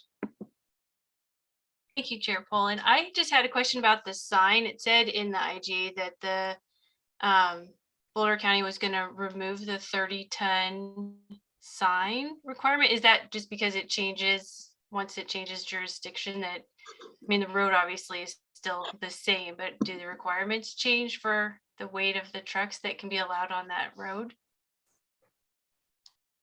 The main reason, or I don't want to steer anybody wrong, but trucks can drive down Quicksilver Road now. They just have to have a 13-ton weight limit. The road is posted for a weight restriction. Part of the IGA will require the city and aggregate industries to not just control dust and deal with that, but also any issues with damage to the road surface. The weight restriction, there are a number of dirt roads in the county, in Weld County and Boulder County, that are not weight restricted. I'm not exactly sure why the county decided at some point in the past to post it. But again, that is part of we feel we have it covered in the IGA, that city and aggregate will, should there be any issues with rutting or base failing, that we will take care of it. And so there will be periodic inspections, actually regular inspections of the road, to ensure that the structural integrity of the road stays intact.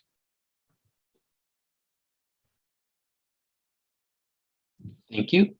Commissioner Lukacs. Thank you, Chairman Poland. I'm curious, how does one mitigate a dirt road from getting dust? Because I've seen paved roads, with the machine, with the ground brush and with water, but how do you clean up a dirt road from dust?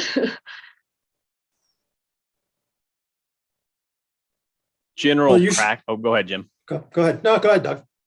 General practices for dust control usually involves a water truck, watering it down and making sure that, you're not stirring up dust. When it's really dry out, that's when you tend to see a lot of dust stirring up.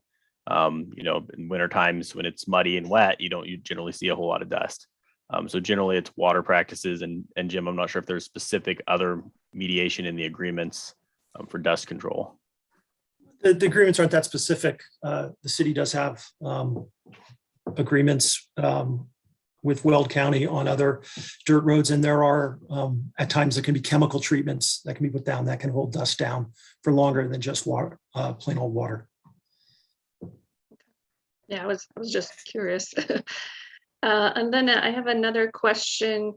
Just south of Quicksilver Road, right next to it is the St. Vrain Greenway. Is that part of the annexation, or does that stay within Boulder County? Is that part of Boulder County open space, or what's happening with that? At this time, we're not annexing the Greenway Trail. Obviously, having the road annexed gives us good access to the Greenway Trail, but we did not annex it at this time. It's currently part of the larger property to the south that has a conservation easement on it, I believe. But yeah, we decided not to annex it at this time. Okay, and so the Greenway, I haven't seen it in the IJ, but yeah, so the Greenway is not part of the dust mitigation either, right? Not specifically. Because that one is paved, so I can see more. Yep. I can see the dust there. Mm-hmm. So we have Dan Wolford here from Open Space, and Dan, you want to answer that? You bet. We currently have a management agreement and IGA with Boulder County because that greenway is on county open space. And currently we collaborate if there's issues with road conditions with Boulder County. Certainly annexation into the city would make that coordination much simpler. We are responsible for the ongoing maintenance. The city of Longmont is anyhow the maintenance and the enforcement and the rangering capabilities of that greenway. But we do have a management agreement with Boulder County Parks and Open Space that was signed and agreed to in 2009. Thank you. Any other questions? Ava, I have a couple questions for you just to clear this up. So currently there is already mining operations going to the west of this area? Chair Poland, there are not operations at this moment, but they are approved through a PUD plan to mine. Okay. I know that they've got to do some things before they start. They need to construct a berm wall on their west side, facing, the Costco property. And I believe they're working on the berm right now, but they're not actively mining at this point. Okay. Dan? Just to correct Ava, not to get her mad at me, but they are not building a berm. There is stockpiling material currently on the site for the Costco project. One of the other items prior to the mining operation starting there is they do have to install monitoring wells on the south side of the mining property. There's a strip of homes, I think, along Quail Road that have wells, and part of the mining operation, they need to monitor that groundwater to ensure that it doesn't impact some of those irrigation wells. That'll be the first step that's going in. And they still haven't indicated at what point they will be starting mining. Okay, thank you. Dan, did you have anything to add? Just a brief comment, Chairman. The fact that, not to confuse this particular issue, but there is gravel mining operations going on to the east of this property where Aggregate Industries currently has a batch plant. The current or proposed operation to the west will be a continuation of that current operation. But at this point in time, there is no gravel mining operation to the west of this annexation. Okay, so then, Ava, currently there are no gravel trucks going down that road. Is that correct? Yes, Chair Pullen, that's correct. And that it is currently a weight restricted, but the speed limit is 45 currently? Is that I correct? believe so, and I will defer to Public Works on that. That is correct. It's posted at 45 miles per hour currently, and has a weight restricted sign of 13 tons. So basically, we're taking the weight restriction off, but then lowering the speed limit. That is correct. There's other safety items. We are looking to install a temporary traffic signal at the western end of Quicksilver, anticipating that the mining operation would have a entrance at that location, and that's where they would access 119th Street as well as Quicksilver. Okay, and then do we have any data on the current traffic load on Quicksilver? Because I know it is a road that is open for people to use. Do we I'm have? not sure I understand the question. Do we In know terms how of many traffic cars? How many cars we are do not currently have- using it? No, we do not have any traffic counts on the road. Okay. That's all the questions I have for now. Commissioner Goldberg. Yeah, thanks, Chairman. I don't have much to add here, except I just kind of want to reinforce, Ava, I think what we have is the, forgive me just one second. There's really, well, we're not proposing any major changes to the use of the land as is. There's no development being added. We're basically taking land that we don't have control over and we're bringing it into our control and allowing us to better maintain, be accountable, and better manage this land and this strip of road for us, that we then become more responsible, more accountable, but also able to manage. Is that true? Yes, Vice Chair Goldberg, that's correct. All points you've made, yes. There is no new development. The Pichelle property will remain public open space. The Quicksilver right-of-way will remain public right-of-way. When, in our opinion, through development services, the phrase development means you're going to build something. Nothing's being built. No change of land use, still right-of-way, still public open space. And is it true that there's an IGA with like 20 points on it that lay out kind of strict criteria that we have to follow, you know, in our relationship with Boulder County and Weld County, and we have points that we have to be held accountable to and action to take if we're not meeting those? Yes, Vice Chair, that's correct. The IGA is before you. We have one with Weld County, one with Boulder County. There are certain expectations on all parties. And that includes things like managing speed and managing dust, as we do for any other projects or any other development or any other part of our property, if you will. Yes, Vice Chair, that's correct. And there's a conservation easement as well on the Pichelle property. Yeah. Then, gosh, I'm having trouble finding, a reason not to be supportive of this. It seems like it gives us more control over land that we want to have control over, and that it's already being utilized. And this just makes it more officially ours, and also kind of makes us more accountable too. So that's just kind of where my head's at right now. Thank you. Any other questions? Commissioner Saunders. Sorry, I had one more question, and I'm not sure if this goes in with annexation. I'm sort of leaning towards where Vice Chair Goldberg is. When you can annex open space in, it's sort of like the golden goose, and anytime you can do that, you grab hold of it, as outlined in the open space master plan. The annexation of the road was a little bit confusing to me at first, but it being public right of way, it doesn't really change the use of it. The trucks are going to be there regardless of who owns it, but I like the city owning it, somewhat like how we had the situation with the county during the floods, where certain parts of Sunset were closed off, and so it made it a little bit challenging to get that flood work done on the road. My question is, and it might be outside of the annexation component, with that road being, it seems small to me. I go down that quite a bit, and with the increase of the 300 trucks, which is a lot, and I appreciate that impact that it's going to have, but again, not part of this annexation. Are there plans to increase the width of that road, or to pave it, or is that just not even a part of the annexation that I'm able to ask? I'll defer to Jim and Doug and Chris on that one. At this time, we have no plans to pave the road. We had looked at it at one point earlier in the process to determine if that was a viable option as a dust control measure.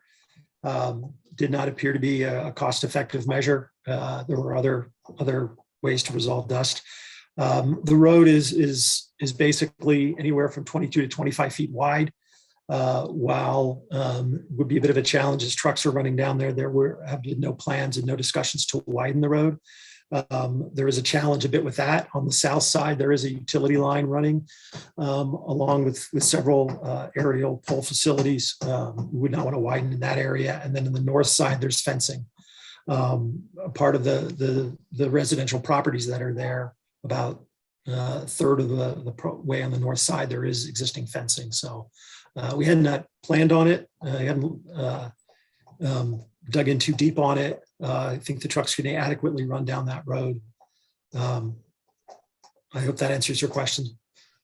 It does answer the question. And am I right in remembering that it's a term, sort of a term limited time when the trucks are going to be going down there? Because I'm just wondering if there's a threshold for when the road would be maybe looked at too, if it needed to get widened. I know this might be outside of it, so it's okay if you don't need to. Yeah, again, widening, we really haven't looked at it. The time that trucks are going to run on it is basically 7. That's permitted by the permits on the site, or 7 to 7 Monday through Friday. No trucks are allowed to run it down on weekends, and there's no hauling or mining on Sundays, I believe. So they'll be running, if they run trucks on Saturday, they'll have to run up to Ken Pratt Highway and then down. But is that what you were looking for? Yeah, the time frame I meant like years. I thought that maybe I read somewhere it was like 3 to 5 years that they were doing that.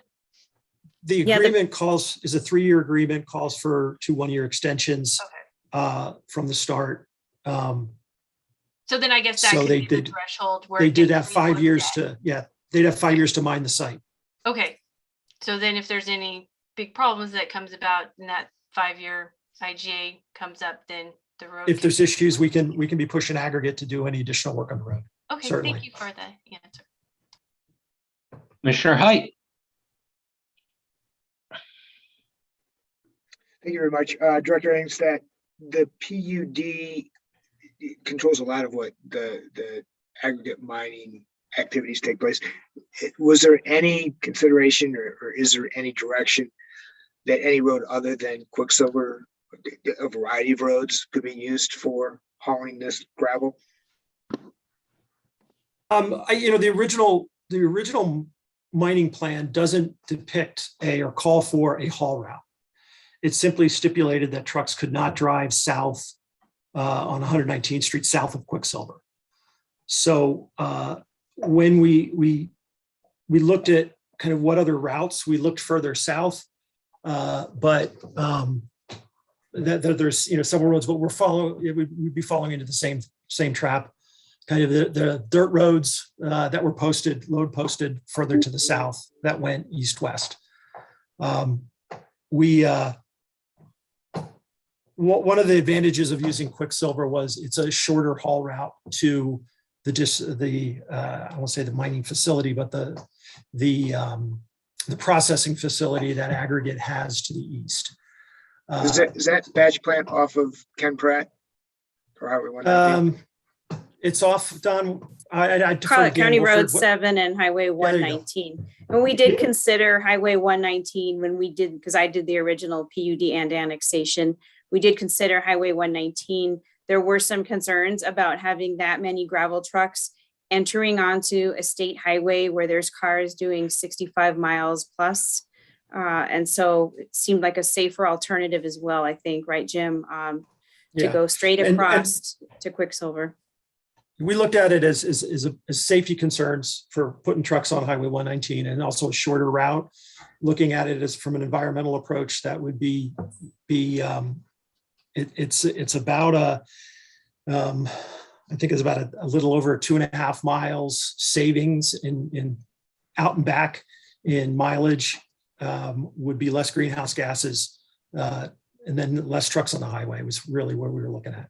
The trucks though then have to go north on County Line up to 119. Is that No. how that? Yeah, Where do they well, go? originally the trucks would have come out of the access point onto 119th Street, up to 119th, or 100 up to Ken Pratt, then go east to County Line Road on Ken Pratt, south to County Road 7. 20 and a half. Well, 20 and a half, County Road. County Road Sorry, 7. 20 and a half, and then to the east to the mine site. Okay, this just basically cuts out the Ken Pratt. So they're going to go straight south. across the property. So they're going to go to County Line, then south to 20 and a half and further east. That's Yes. how. Correct. Okay. Yeah, so Approximately- coming out of okay. here, they'll go down Quicksilver to County Line and then go south to 20 and a half. Okay. That's not the way I envisioned that would work, but I see that now. Okay. The IGA otherwise takes some proactive steps to make sure that the gravel hauling minimizes impacts. Is that fair to say? I think that is our intention. I think- Yes. You're grading the road. You're lowering the speed limit. You are taking away the weight limit, but you have to take away the weight limit for the trucks to drive on it, correct? Yes, and then putting in a temporary traffic signal at 119th Street and Quicksilver Road at that intersection. And nothing's needed on the east end when it goes onto County Line? Because the trucks would be crossing 119th Street, we felt that a temporary traffic signal there, and the county agreed, would be the best measure at that location. Appreciate that. One last question for City Attorney May. Eugene, 1502-060A2. The property has to lie within the municipal service area or the landmark planning area. As Planner Bereshevsky pointed out, neither of the properties are in either of those areas. But there's an exemption if city council finds consistent with the comp plan, it's in the best interest of the city to have the annexation. And there's indication that the council has made that determination. Do you agree?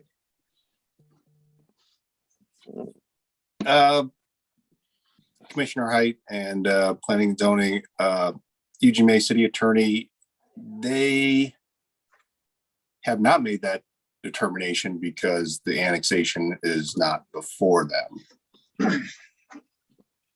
Okay. Appreciate it. Thanks. That's it for me. You. Commissioner Goldberg.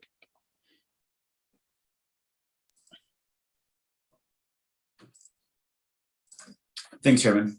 Ava, I just wanted to be cognizant and sensitive to Ms. Cook's, is it Holly Cook's letter that we received today and concerns raised in the past and current existing lawsuit against our city. Does that need to weigh into how we move forward tonight? Do we need to be pausing this discussion until that plays out? Do we need to be taking that feedback, besides respecting that we've heard her concerns and we'll make decisions based off of, all of our discussion, including her feedback, even though she couldn't be here in person today? Should the fact that that lawsuit exists impact our decision tonight? Right, good question, Vice Chair Goldberg. No, the commission's purview is to look at the review criteria only. But I will defer to Mr. May if he wants to add in, but I believe it's your role here is to make a recommendation to City Council based on the review criteria, notwithstanding any outside litigation. And Eugene, did you have anything to add? No, that I think that's correct. I would say that the litigation is a parallel process, but separate. You know, the district court granted the city's motion to dismiss on all claims, and they decided to appeal that. Appeals can be lengthy. 12, 18 months is probably typical to get an appeal decision out of an appellate court. And the annexation process has its own statutory criteria as well as those in the Longmont Code.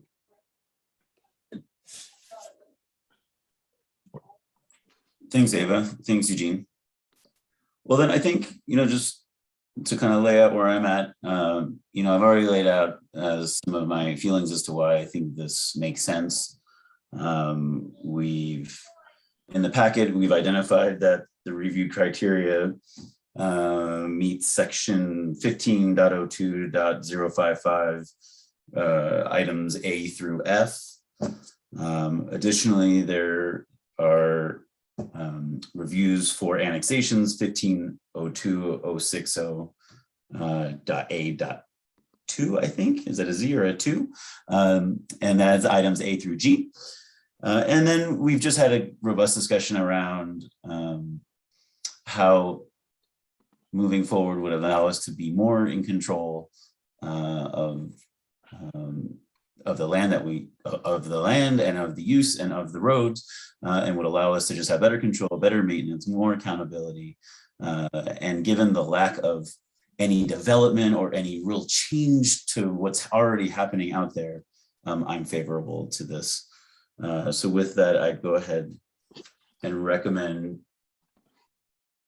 or motion to approve PZR 2022-2A, which reads, recommend approval of the Peschel Open Space Annexation Zoning and Concept Plan application to City Council, finding that the review criteria have been met. Thank you. Commissioner Height? Friendly suggestion, Commissioner Goldberg. City Attorney May and I just identified that the MSA LPA inclusion requirements have not been met because this matter hasn't been in front of council yet to make the determination it's in the best interest of the city for this annexation. I would suggest 2022-2B with the requirement that the council find that it'd be in the best interest to go around the MSA LPA issue. That's my suggestion for you. I'm open to that amendment as long as that's not being redundant. If we recommend approval and City Council takes that recommendation, is it safe to say that they will have determined it had met that burden, if you will? Is that fair or not? I think 2A says that it meets all the conditions, and this is one of the conditions that hasn't been met. Okay.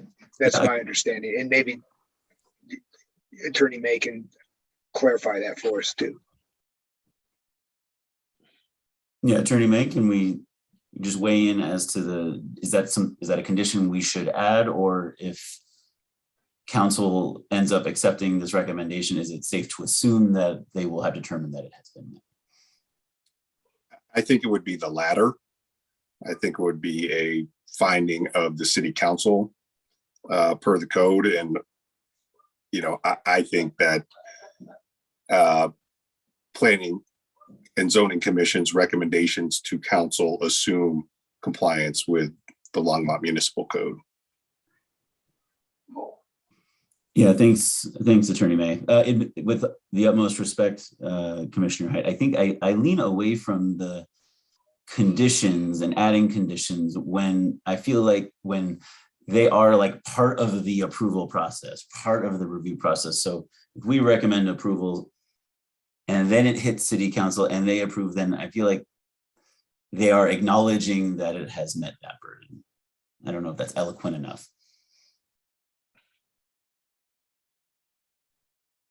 I understand what you're saying, except that, 2A says that 1502.060A2 has been met, and it hasn't.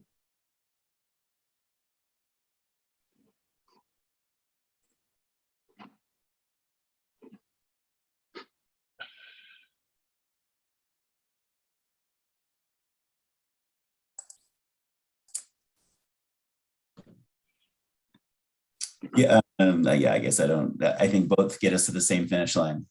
Let me pause for a second. I think a couple other commissioners have something to say. Commissioner Flake.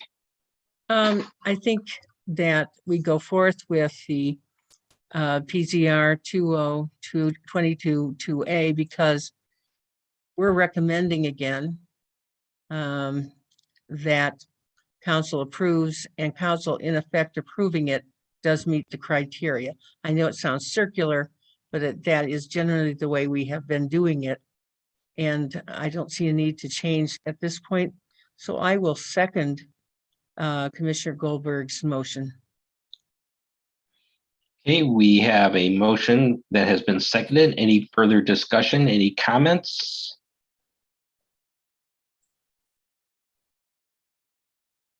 Commissioner Height. I just want to clarify one thing that I was harping on earlier, which is that as a development plan, it has to be consistent with neighboring uses. And I was questioning whether or not that standard was met. I think I'm revising my position on that based upon the discussion and explanation that this is a road. It's not really being developed. And when I looked at how the road is being managed, as explained by Director Angstead, this is the actions that the IGA are requiring the city to take actually are to protect the surrounding uses as best, or at least more than could be without these standards. So with respect to that objection, I'm rethinking my issues there. I still don't have a problem with the 0602A part not being met. Thanks. Thank you. Any other comments? If not, Jane, let's take a vote. Chairman Poland, 4. Commissioner Flake, 4. Vice Chairman Goldberg, 4. Commissioner Height, Respectfully, no. Commissioner Lukacs, 4. Commissioner Teta, 4. Commissioner Saunders. 4. Chairman Poland, that motion passes 6-1 with Commissioner Height dissenting. Thank you very much, Jane.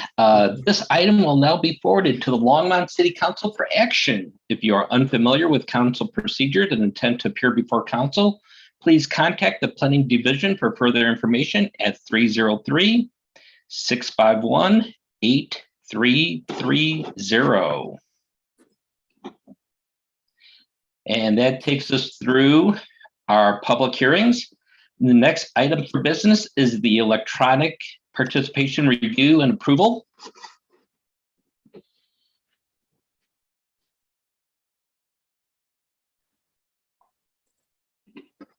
I don't know. Do we have somebody from the city staff who will be presenting that? Walking us through? Chairman Poland, unfortunately, I was not a part of your last meeting.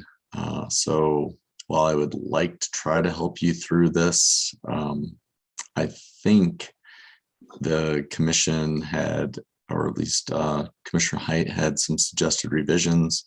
I thought Mr. May had gone through at one of the previous meetings and talked a little bit about some of the suggested revisions.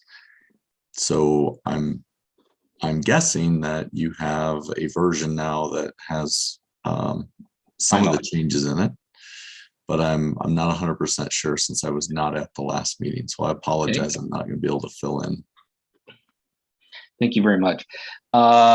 Commissioner Height, I believe you've probably reviewed this. Does this contain the recommendation? It was my understanding from our January 19th hearing that Director Van Nemwegen was going to make some minor revisions. This appears to have incorporated those minor revisions. I would therefore move to approve this electronic participation policy during City of Longmont Board Commission meetings. I think it's a little broader than P and Z, but that's its title. Very good.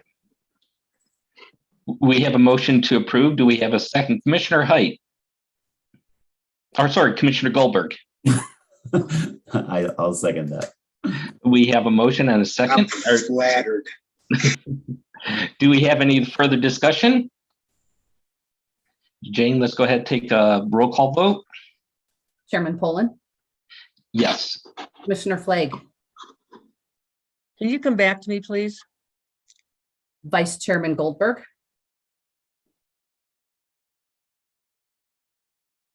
Commissioner Height, Aye. Commissioner Lukacs, Aye. Commissioner Teta, Aye. Commissioner Saunders, Aye. Commissioner Flake. Aye. Chairman Poland, that passes 7-0. Thank you very much. That gets us to the next item, which is item number 8. This is the final call, public invited to be heard. The information is being displayed on the screen. For those viewing from home, please dial 1-888-788-0099. When prompted, enter the meeting ID 845-8909-2559. When we are ready to hear public comment, we will call on you to speak based on the last 3 digits of your phone number. Each speaker must state their name and address for the record, and they will be allowed 5 minutes to speak. Please remember to mute the live stream when you are called upon to speak. We will now take a 5-minute break to allow people to call in.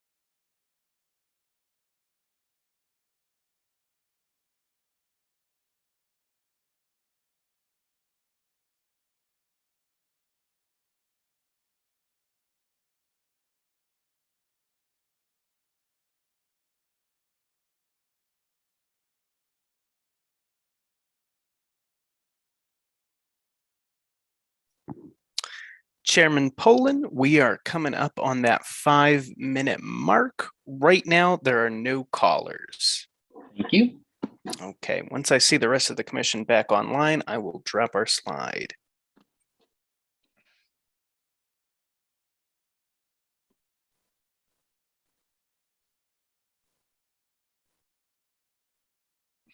And there are still no callers. Okay, thank you very much. We'll then close public to be heard. Final call. Next item is items from the commission. Anybody have anything that they would like to say at this time? Going once, going twice. Okay. Council Representative Rodriguez is not here today. That leads us to item 11. Planning Manager Don Purchett. Thank you, Chairman Poland.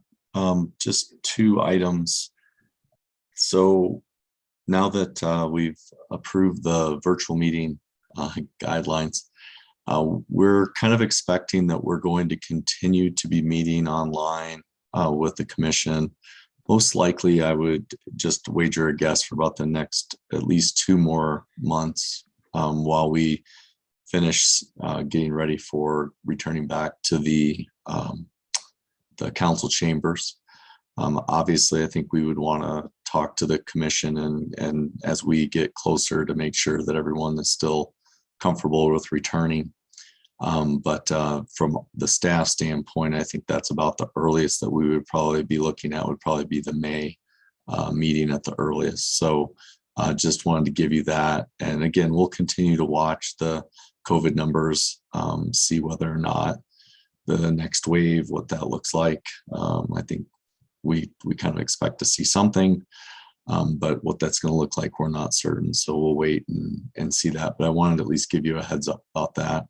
Thank you. And then this next item, which I'm not 100% sure if there was an email sent out, but the Rocky Mountain Land Use Institute conference is having registration right now. And I know that some of the commission members have attended that in the past to, learn about some additional land use law and understanding through the University of Denver.